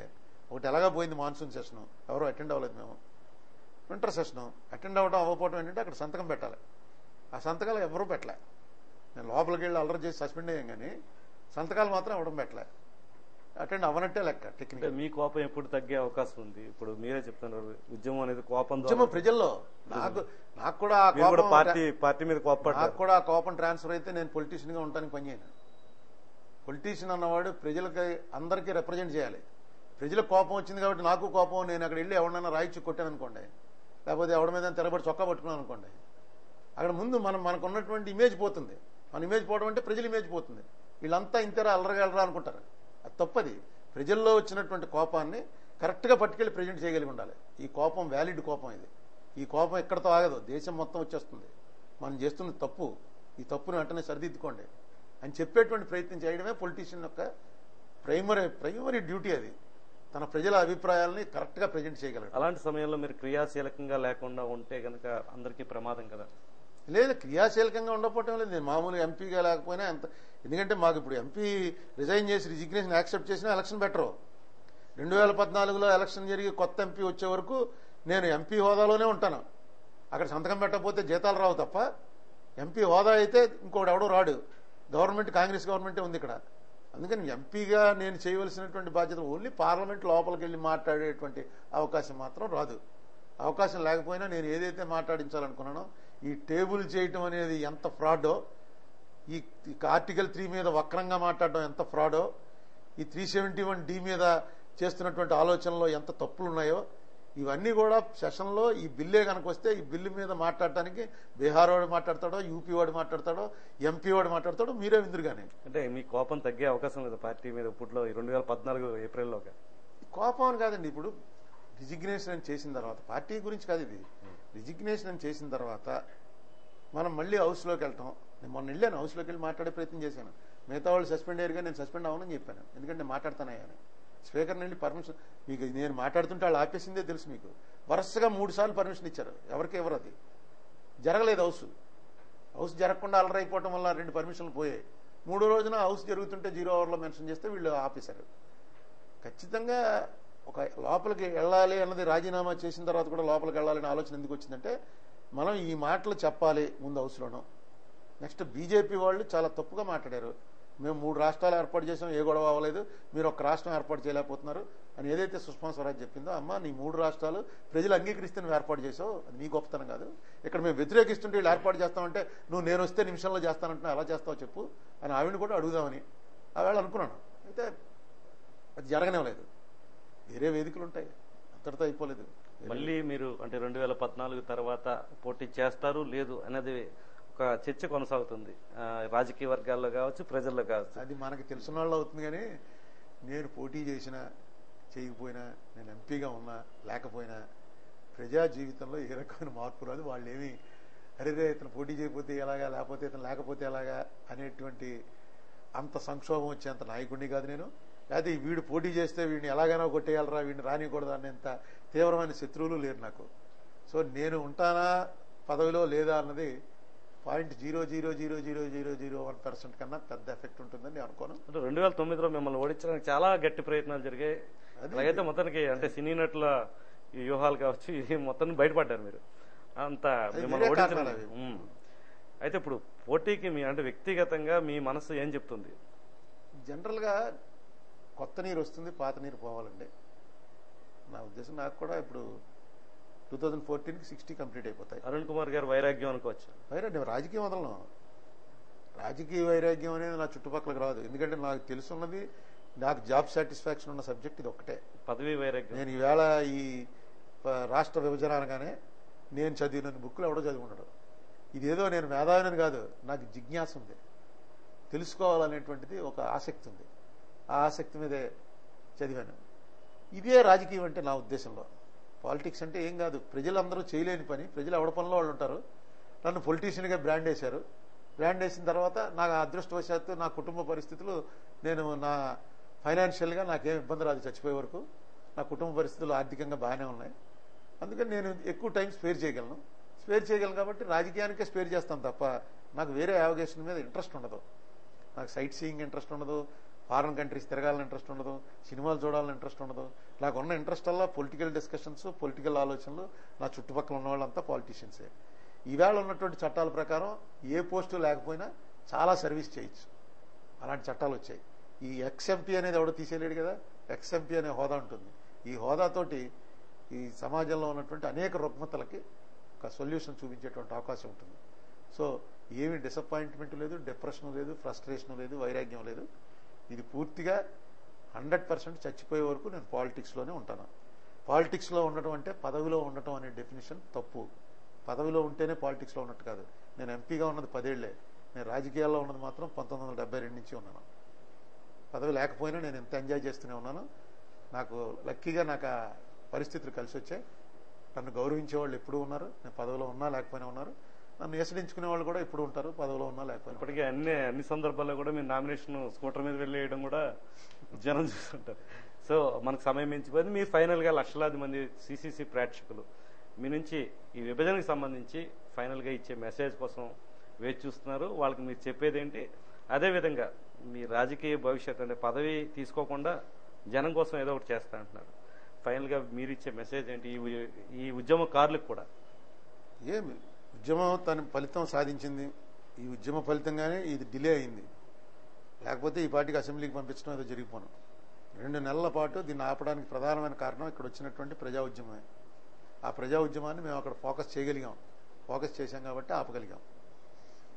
తర్వాత ఇది అవుతుందా 2014లోపు అవదా అన్నదానికి నా ఉద్దేశం అయితే 2014లోపు అవదు. కానీ ఇప్పుడు ఫౌండేషన్ వేసుకోకపోతే 2014 తర్వాత రాష్ట్ర విభజన జరిగితే మనం నష్టపోతాం. మనం నష్టపోకుండా ఫౌండేషన్ వేసుకోవాలి. రాష్ట్ర విభజనని మనం ఎందుకు వ్యతిరేకిస్తున్నామో చెప్పాలి. ఎందుకు వ్యతిరేకిస్తున్నాం అన్నది చెప్పలేకపోయాం. కలిసి ఉండాలి అనేటువంటిదే గట్టిగా చెప్పాను తప్ప కలిసి లేకపోవటం వల్ల వచ్చేటువంటి ఉపద్రవం మనకెంత ఉందో తెలంగాణకు కూడా అంతే ఉంది. అది మాత్రం మనం ఫోకస్ చేయలేకపోయాం.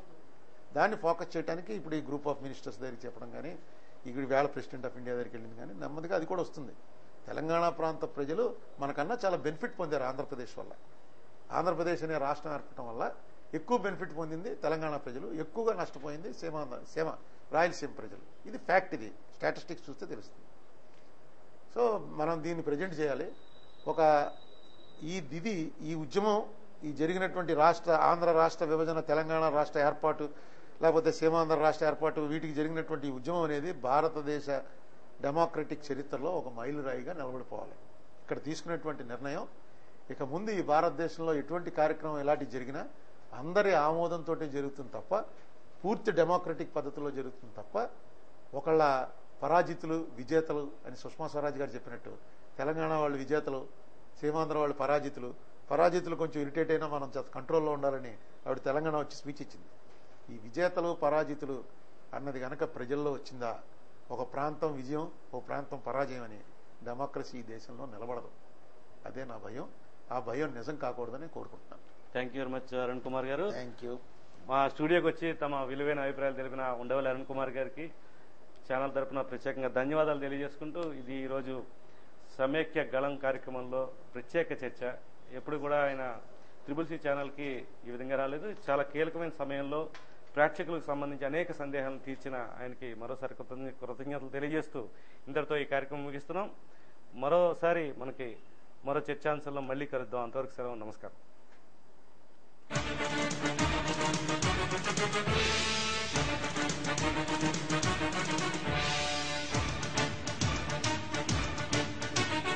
ఓయి తెలుగువాడ పదాది వెలుగువాడ మన కలల పసిడి మేడ తగదింటి నడుమగోడ.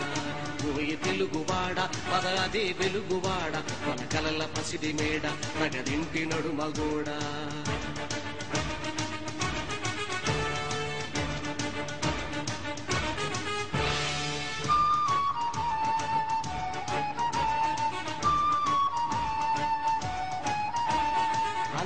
కష్టాలెన్నో ఓర్చి ఓర్చి గుండె మండి కినుకరేచి, అన్న కష్టాలెన్నో ఓర్చి ఓర్చి గుండె మండి కినుకరేచి, సత్యాగ్రహణం చేసి ఒక తండ్రిని ధారపోసి దాయాదుల వెన్ను వంచి సొంత గడ్డ సమార్జించి తెలుగు జాతి పరుగు పెంచి సమైక్యతను నిర్వచించి ఇప్పుడు రాష్ట్రపటం చించి చించి ఏమున్నది ఏమున్నది ఏమున్నది ఏమున్నది.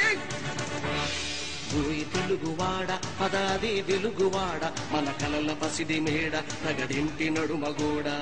ఓయి తెలుగువాడ పదాది వెలుగువాడ మన కలల పసిడి మేడ తగడింటి నడుమగోడ.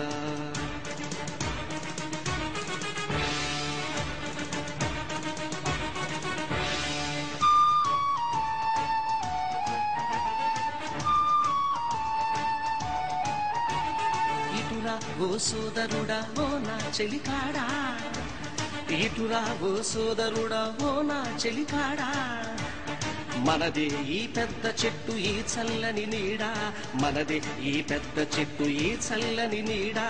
ఆంధ్రసీమ తెలంగాణ ఒక్కొక్కటొక ఊడ, ప్రతి ఊరు ప్రతి పల్లె తెలుగు చెట్టు కాడ.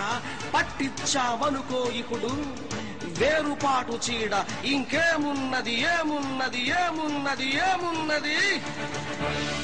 ఓయి తెలుగువాడ పదాది వెలుగువాడ మన కలల పసిడి మేడ తగడింటి నడుమగోడ.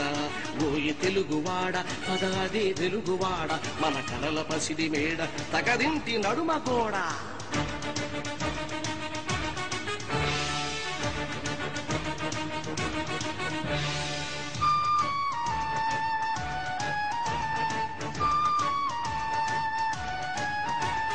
జాతి మహాయాత్ర ఇలా సాగే పోవాలి గాని, జాతి మహాయాత్ర ఇలా సాగే పోవాలి గాని, నడుమన మన అడుగులు తడబడిపోతే నడకలలో వడిపోతే మనకు మనకు చెడిపోతే గొంతుల శృతి విడిపోతే కలయిక సందడిపోతే ఒక స్నేహపు ముడిపోతే తడిపోతే ఏమున్నది ఏమున్నది ఏమున్నది ఏమున్నది. ఓయి తెలుగువాడా ఓయి తెలుగువాడ పదాది వెలుగువాడ మన కలల పసిడి మేడ తగదింటి నడుమగోడ. ఓయి తెలుగువాడ పదాది వెలుగువాడ మన కలల పసిడి మేడ తగదింటి నడుమగోడ. ఓయి తెలుగువాడ ఓయి తెలుగువాడ ఓయి తెలుగువాడ తగదింటి నడుమగోడ తగదింటి నడుమగోడ.